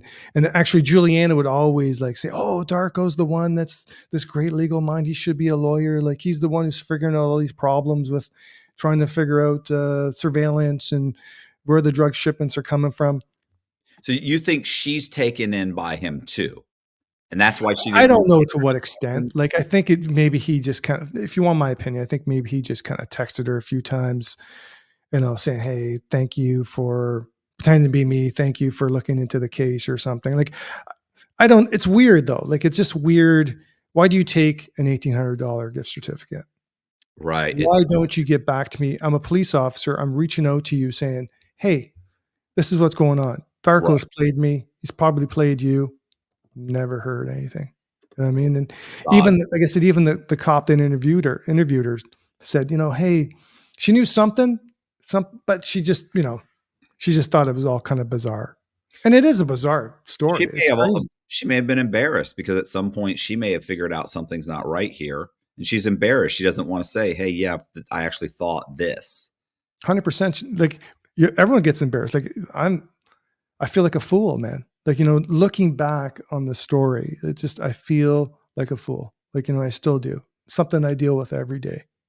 How could I let that happen? How could I let this guy destroy my life? And the thing is, the funny thing is just don't care. Like, he doesn't care about, all the money that I gave him. He doesn't care about who life he destroys. In Windsor, he doesn't care that he's telling people they have cancer, and they're like, they're distraught and they think they're going to die. And then maybe somebody kills themselves. You know what I mean? Like, but he wouldn't care. He just carry on. Yeah, it Okay. wouldn't make a difference. Well, what about these guys who people that really have cancer? They set up these treatment centers, and then they have someone. They say we can cure you. Get us $100,000. They go to their friends and family to get them $100,000. They come there. They give them a bunch of bullshit, placebos. They get worse and worse, and then they die. It's like, really, to be honest, look at Steve Jobs. Steve Jobs had a treatable cancer that he said, no, I want to do all of this natural healing first, and I'm not saying anybody took him in.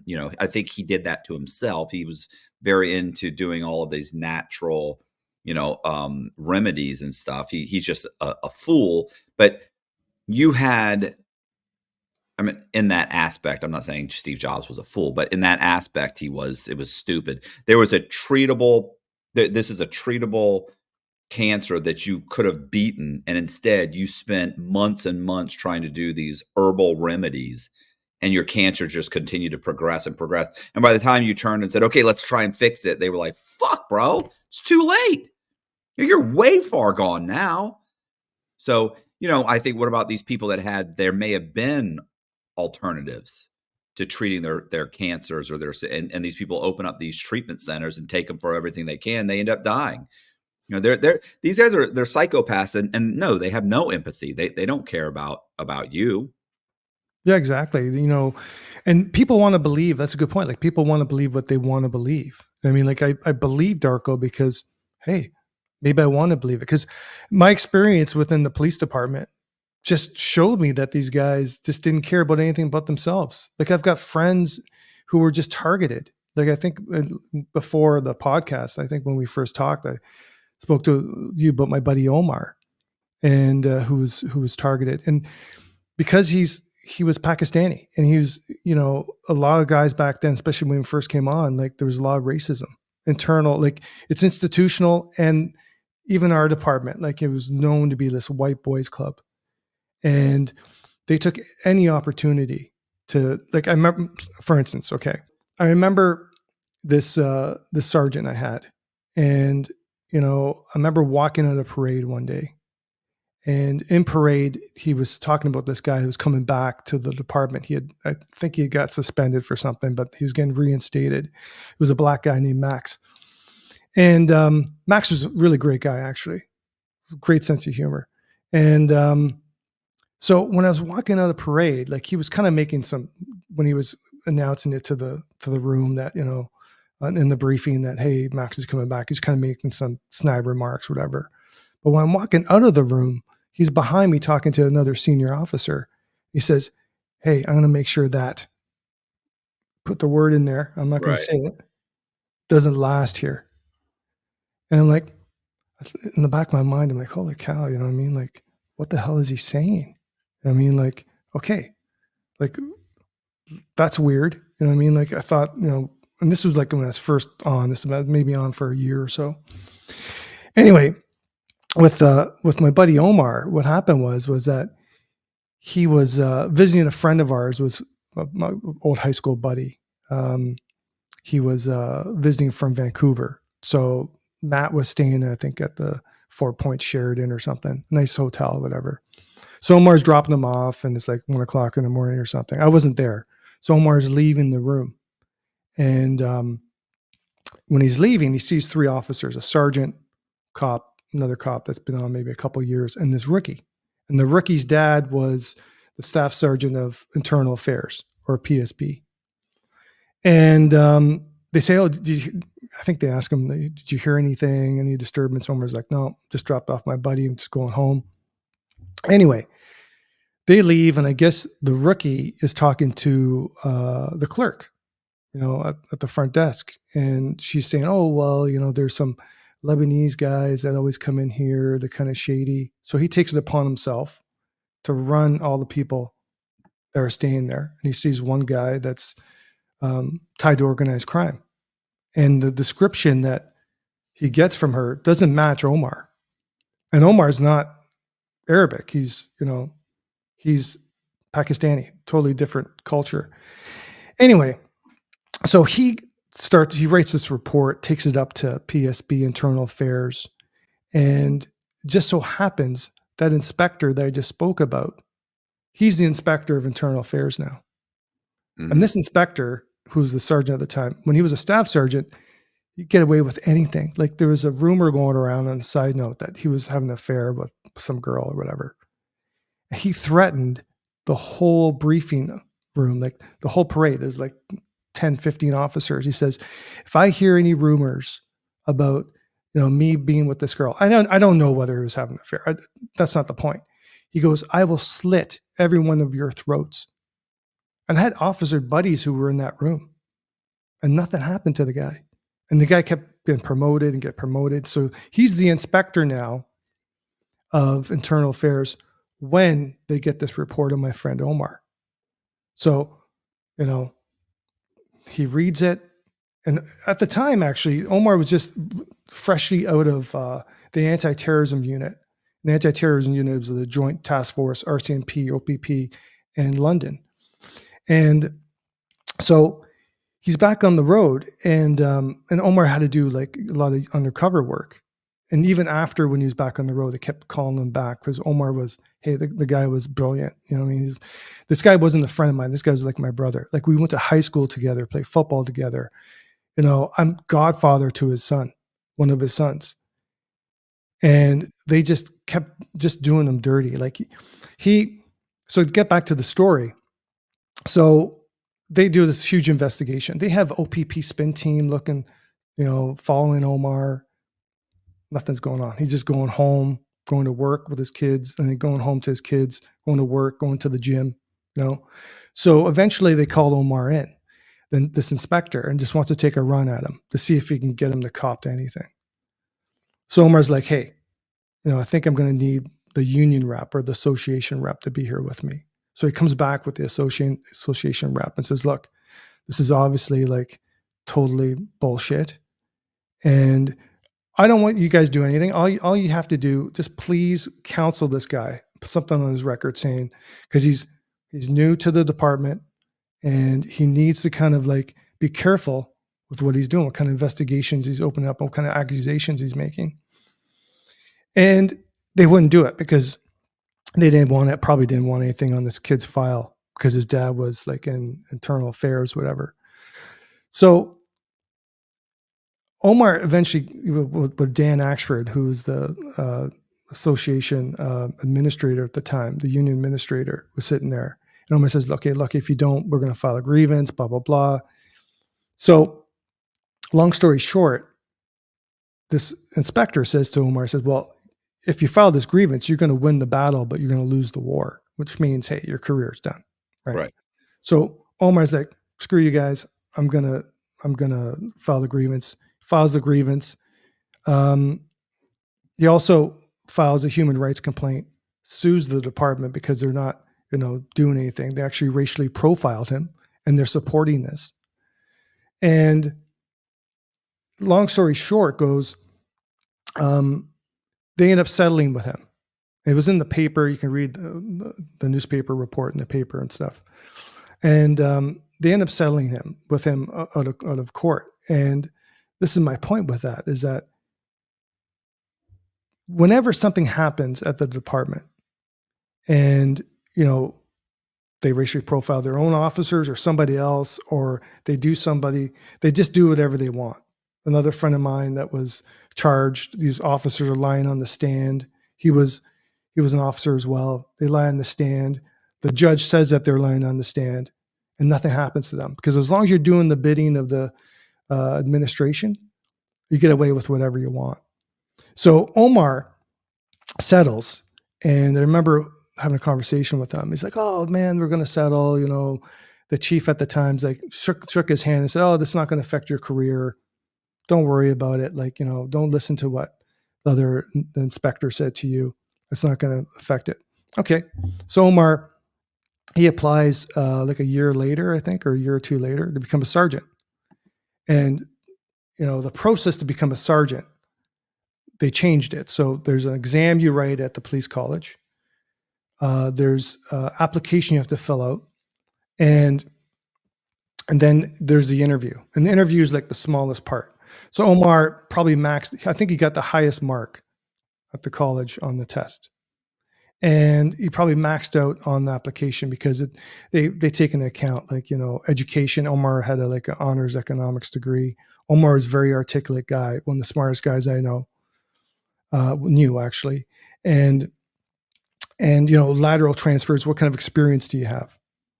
So he goes into the interview and literally he could have probably shit his pants in there and only answer half the questions. He should have been promoted.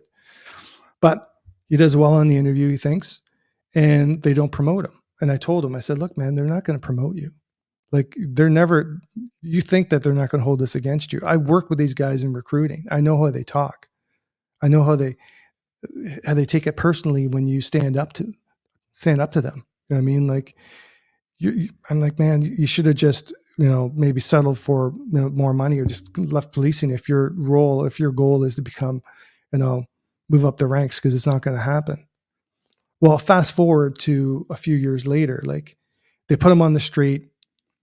Omar's having a good time on the street. The guys love him. You know what I mean? He's very charismatic. Anyway, he goes to this call. And I remember I was working at the time as an auditor at the time. And this is around the time when Darko was, obviously defrauding me, whatever, but I was still working. And I read the call notes of this call and I read his report. And the call notes came in. There was multiple calls of some guy standing in the street in front of a coffee shop with a rifle in army gear, pointing this thing around at people. So Omar, he's the first guy on scene. And I know a lot of guys that probably would have driven around the block 3 times because they're afraid to go to this call, but that's not Omar. Omar, one of the bravest guys I know as well. And if we worked 2 sections together on the street, and if any guy I want covering my back was him. So he gets there. He's the first guy in the scene. He sees the guy who has something that resembles a rifle, throw it down, and he runs. So Omar chases the guy down.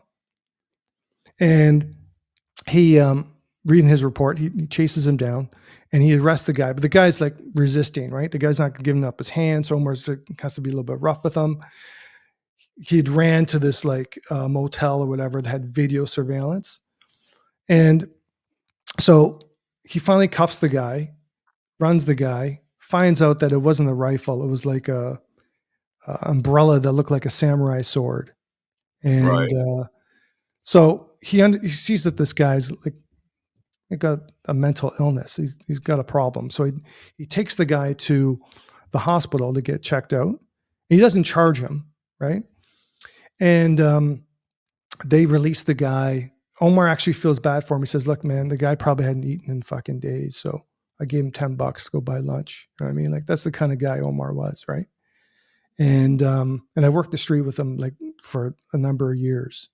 And he's my brother, man. The guy had a heart of gold. You needed something, he was going to give it to you. And he wasn't these guys who's going to push people around. If you wanted a guy to work with on the street, that was the guy you wanted on your side. So a couple of weeks later, this guy comes in and says that he has a cracked rib.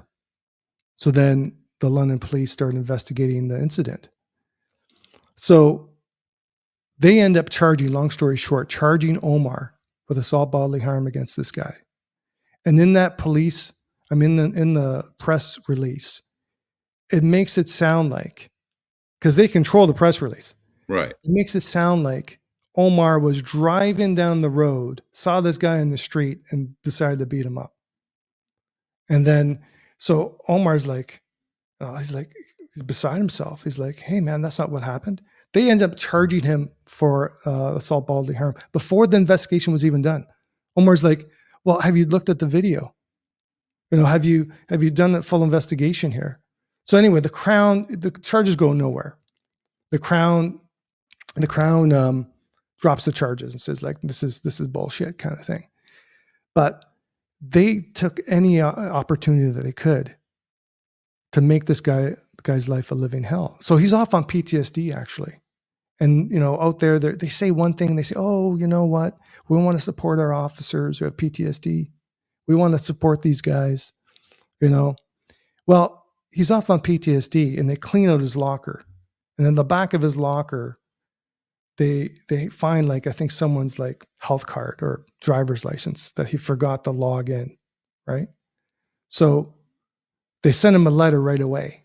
And they say, well, we know you're off on PTSD. You have a mental health issue, but when you come back, we're going to investigate you for not logging this property into property control.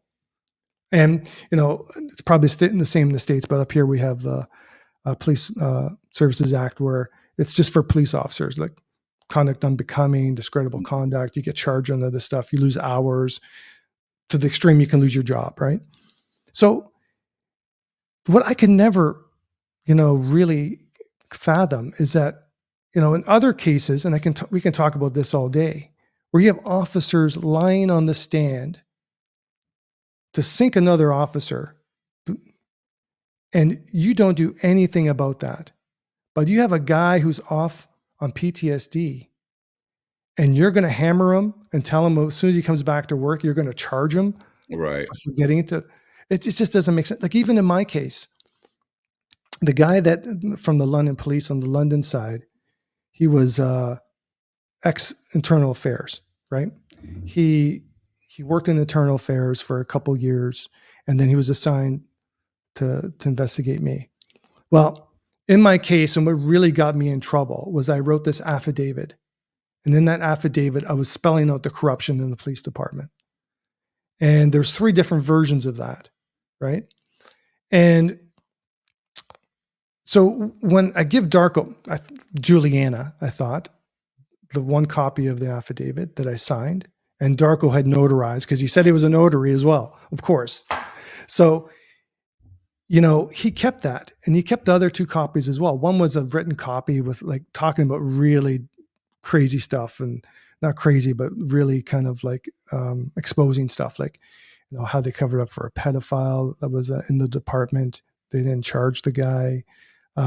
Talking about ex-chief, talking about lots of things like that the senior officers are up to, because that's what Juliana wanted me to do, and she wanted me to give it to her from my experience.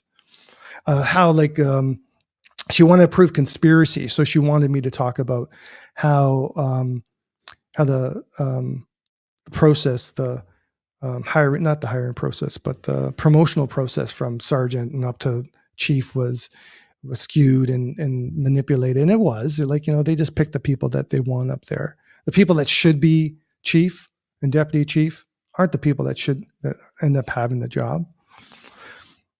So in my case, this guy gets, kind of the backtrack a bit, but at a certain point when they're investigating me, they call the OPP in and say, okay, we're investigating one of our own officers. This is what's going on. OPP, it's your investigation. We got to make sure we, unbiased here.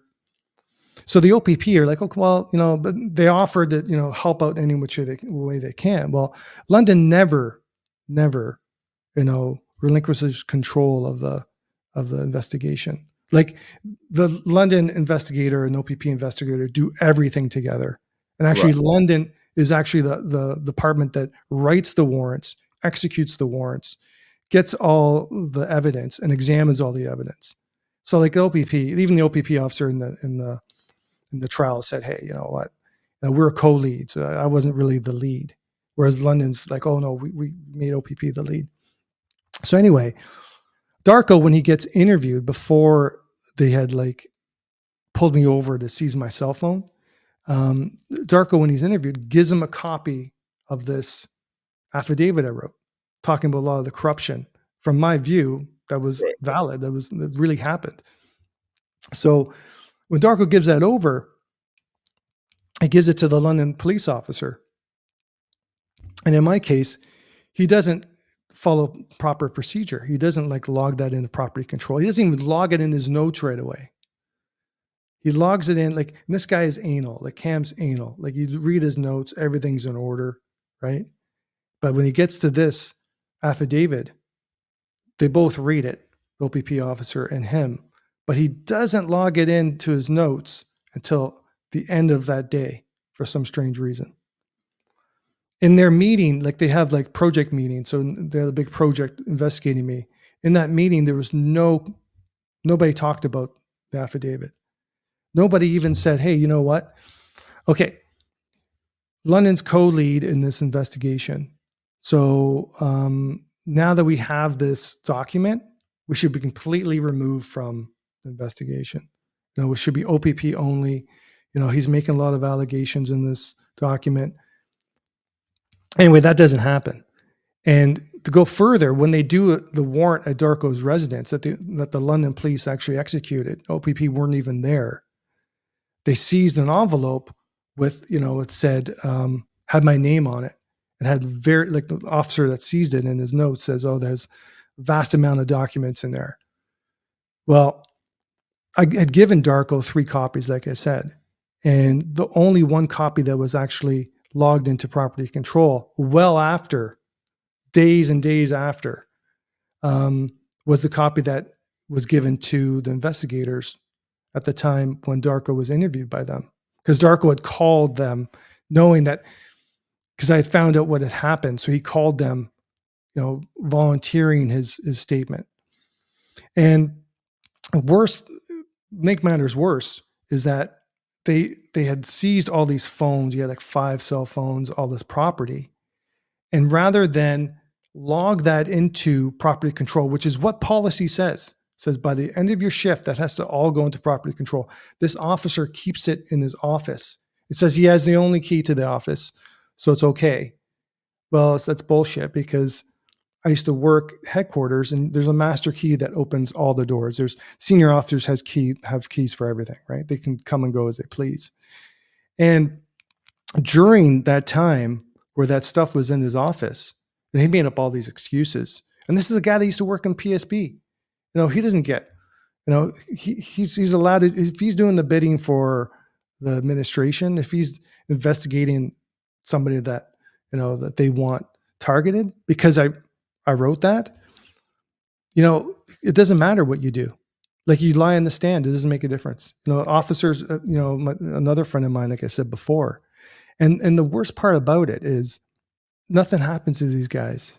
Like they just do what they want to do. And if they want to target you, they're going to target you. See, what happened is like, the reason why I know this, and coming from somebody that was kind of involved in the case, I get a phone call. I get charged in November for breach of trust, and because you'd sent documents to Darko thinking he was an attorney and working with this other attorney on a corruption case. Correct. Okay. And so I got charged with breach of trust, conspiracy to commit breach of trust, where I'm the only person to get charged for conspiracy to commit, which doesn't make sense. And they don't charge Darko for defrauding me. And I've got my own theories on that, even though I asked them to, I asked them to investigate it. So just after I get charged, I don't have disclosure yet. I don't even know what happened behind the scenes, like with Darko, and how he'd met the investigators and give them a statement, whatever. So at this point, I get a phone call from my buddy who works at the police station and says, look, dude, the only reason why they're charging you is because you wrote a manifesto, and Darko had brought that in to his interview and gave it to them. That's why they're pissed at you. I'm like, what? And I go, manifesto? I didn't write a manifesto. What the fuck are you talking about? Well, a couple of days later, I'm like, oh, maybe it's that affidavit. Right. So anyway, fast forward, we get disclosure, and that's exactly what happened. In disclosure, they call it a manifesto. In disclosure, Darko's the one that brings it to them and gives it to the investigators. and obviously goes straight to the administration, right? So, what I'm saying is like, hey, if I was somebody else, I probably wouldn't even got charged. If I didn't write that document, I may have not been charged. Right. Darko may have been the one that was charged, but because of that document and because of what Darko was trying to expose, most of it was bullshit, right? They end up charging me and letting him go free. Now, I don't want to sound like I'm complaining here. Like, if I was in their shoes, I probably have to charge me as well. Like I fucked up, man. Like, hey, I gave out information I shouldn't have given out. I didn't have the mens rea per se. Like I didn't have that. I did the act, but I didn't have the guilty mind. But the guilty mind I did have was trying to expose the corruption within the department. And that's Right. the issue. And like anybody that stands up to them, like whether it's Omar or whether it's somebody else, countless number of other people. Like you can be a pedophile and they'll cover up for you. You can. There's a guy that, him and his buddy, this one cop and his buddy. This has happened when I just got on the department. Him and his buddy have a 17-year-old escort come over, and they sleep with her or whatever. She finds out I think the one guy's a cop, and so she makes a complaint. So he doesn't get charged criminally, and they opt to just go under the PSA, the Police Services Act, right? To charge him under that. So he doesn't lose his job though. He gets demoted for a bit. But do you want a guy like that being a cop in the city? And the worst part about this, Matt, is that his wife was a cop and she was at work at the time when all this happened. So like, I don't want to get into like, sounding like I'm using this as a soundboard to complain about the London police. I'm just saying like policing in general, whether it's institutional or whether it's the whole justice system is flawed. You know what I mean? The whole justice system is not for you or me, man. It's for the people that are involved in that. It's for furthering their careers often. You find very few people up at the high ranks that really care. I know a few people, but most of the time they're just, they want more money, they want more power, they want control, they want notoriety, Well, you name it. what ends up happening with Darko? I mean, they charge you go to trial, right? Or is it a hearing or is it like a trial? Yeah, we went to trial. Yeah, that's another story. I don't think we got time to get into it, but yeah, we went to trial and I'm assuming you we lose. I lose, and that's another story. And I don't want to, sound like I'm griping here too much, but yeah, so I lose at trial. I file an abusive process motion, meaning that, why are the London police investigating me? Why is all this evidence going missing? Part of the evidence that went missing is that on my phone, I knew there was all these audio recordings I had of Darko. When we got disclosure, they weren't there. I had to hire an expert. The expert kind of, the computer expert, pretty much says that, why is London doing the examinations of the devices when OPP has a way better facility? And as you go into the case, like you see that London vetted all the information that went to OPP, because during my time with Darko, at one point, Juliana wanted me to take an audio statement from Darko.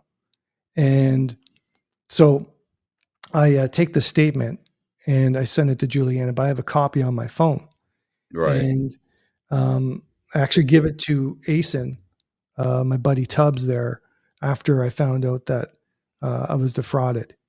And when the police actually got a copy from Asen and submitted it into evidence, those audio recordings weren't there. The recordings of me and him after were there, but not those recordings. So they just didn't really care they were losing evidence, and they didn't really care because, for them, they just focused on me. And then even with Darko, like if they charge Darko, what happens? Well, the case becomes, why was Darko able to defraud me?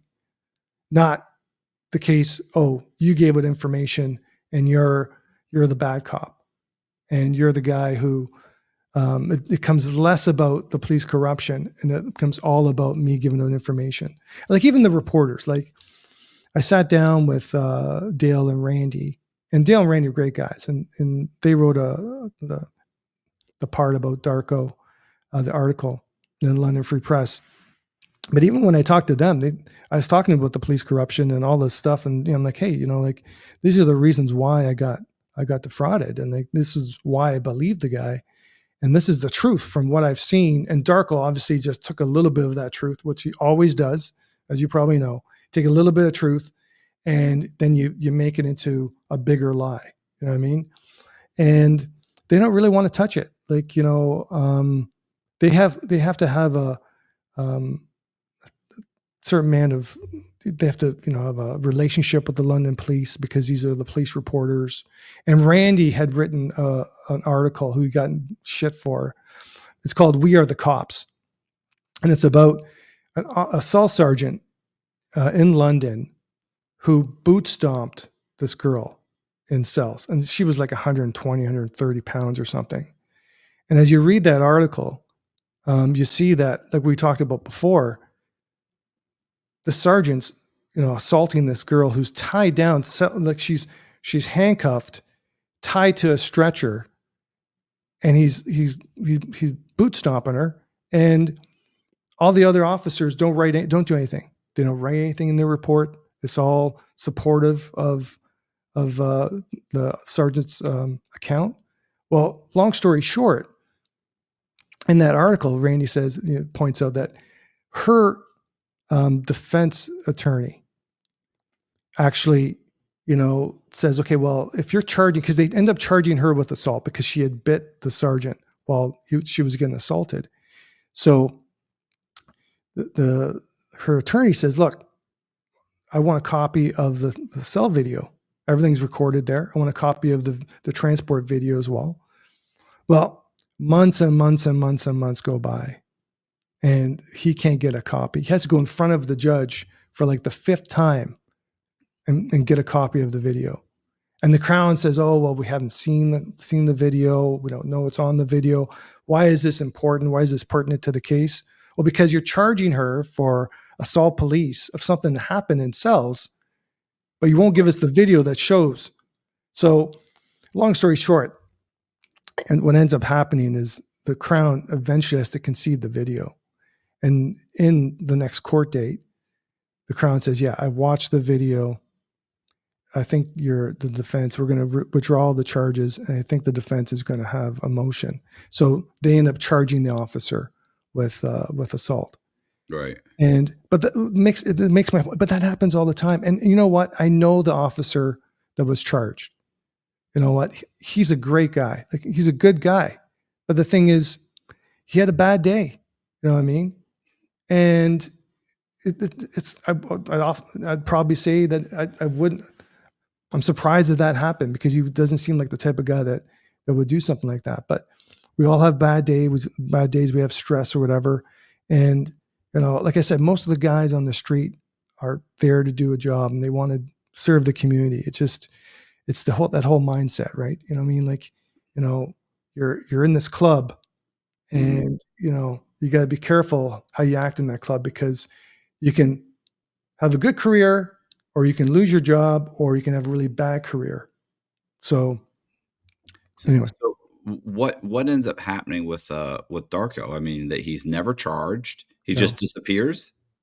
He disappears. And the thing is, this is the funny part. Like, he gets charged for all these like minor offenses, like shoplifting and stuff. And he's on conditions. He gets released on conditions. And one of them is like to reside. Pardon me? What does that mean? Conditions? So like, it's a little bit different, like than the States. Like, we don't usually, for like petty crime like that, you don't usually get a big bond or whatever. Like, you may have a surety come in, and they may say, okay, well, we'll release you on like $2,000 bond, but they never take a deposit. So when he gets released from all these like petty thefts and stuff, he gets released on conditions like, say, to reside at a certain address, not to commit another offense, or depending on what the offense is. Like, if you if you got charged for a domestic, you'd probably be released on conditions not to contact your wife or your partner or whatever, right? Right. So he gets released on conditions to reside at a certain address, and he breaches those conditions. And usually, what happens is once you breach a condition, you get arrested, right? They put a warrant out for you, you get arrested, and then they hold you in custody or they make the conditions harder. Well, for him, they made it easier. They just removed that condition and just released him. There's a report by an officer. Well, Darko goes up and he's been given a summons to appear in court as a witness in my case. And he tells the officer, he's like, I'm not showing up for that. Because he even tells the officer, like, hey, you can send me whatever you want. I'm not showing up. Like, I'm afraid of the police. And I was trying to get this guy on this side. Like, he manipulates everybody. But, and, there's something called a witness warrant. If someone tells you that, they're not going to show up and you've been summoned and you honestly believe that they're not going to show up, then you can issue a witness warrant for them where they hold the person in custody until, they give evidence. Well, they didn't really care. They didn't care about having them come to court. When my trial was going on, he was, I think, in Ottawa, or he'd been long gone. Like, he got arrested, I think, just before my trial in Ottawa in a stolen vehicle or something. And then he got released from them. And then the worst part about it, man, I'll tell you, the day before my trial, I get an email from him. And he's trying to say, I should read it to you, but I don't have it in front of me. He's trying to say, look, you know what? This is a hypothetical movie scenario. He's like, there was a good cop who got conned by one of the smartest guys in the world, kind of thing. He says, and in this movie, the good cop gives the criminal $1,500 for a written confession.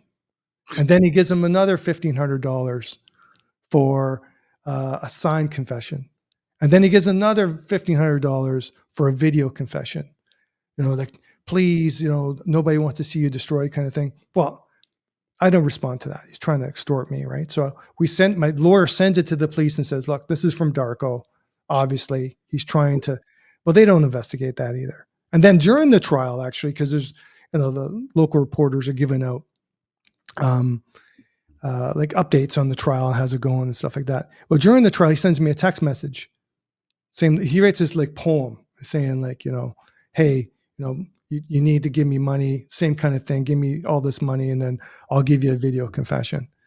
Again, giving it to the police, and they could care less about that. You know what I mean? Like, the guy was relentless. Like, even when I was in the darkest days, he just didn't care. He just wanted to see if he can get that last, $1,500 from me.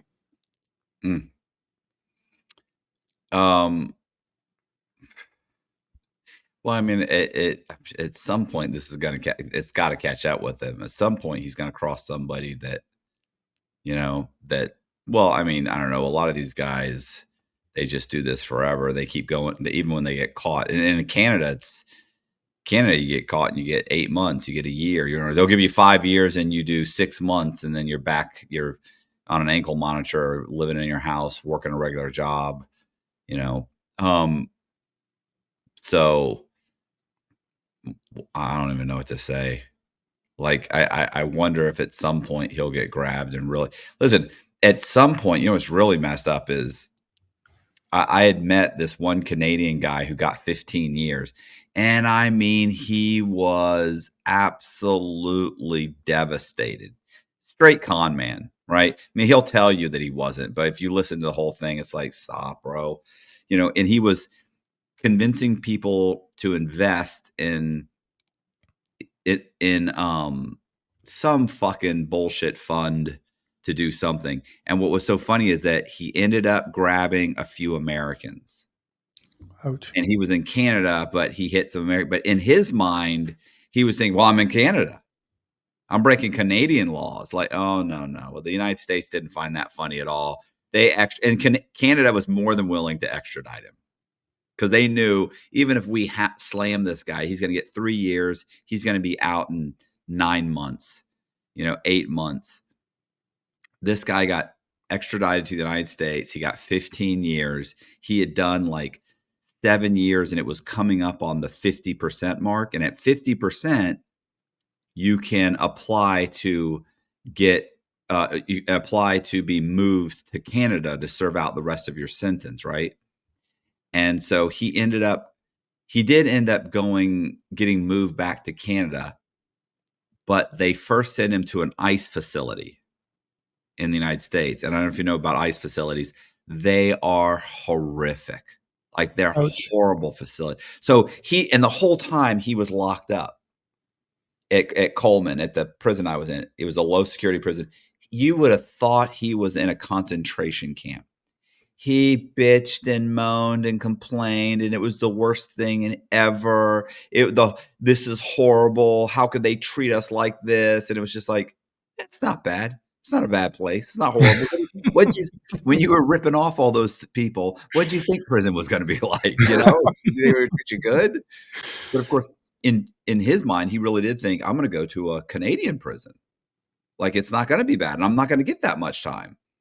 Anyway, he was held in the ICE facility for 6 months, and he was moved back to Canada. And within like a month and a half, he was on an ankle monitor and sent home. So, but yeah, I was going to say, old Darko, at some point, he'll make the mistake of crossing the wrong person, or he obviously thinks he's so smart. He'll do something fucked up, and it'll come back on him, and he'll get some real time, or he'll end up screwing over an American, and he'll get yanked into America, and he'll end up with a 20-year sentence that he didn't even think was possible. Hey, you guys, I appreciate you watching. If you like the video, do me a favor, hit the subscribe button, hit the bell so you get notified of videos like this. Please consider joining my Patreon. It really helps Colby and I make videos like this. Leave a message. I'll try and get back to you. I appreciate you guys watching. Thank you very much. See ya.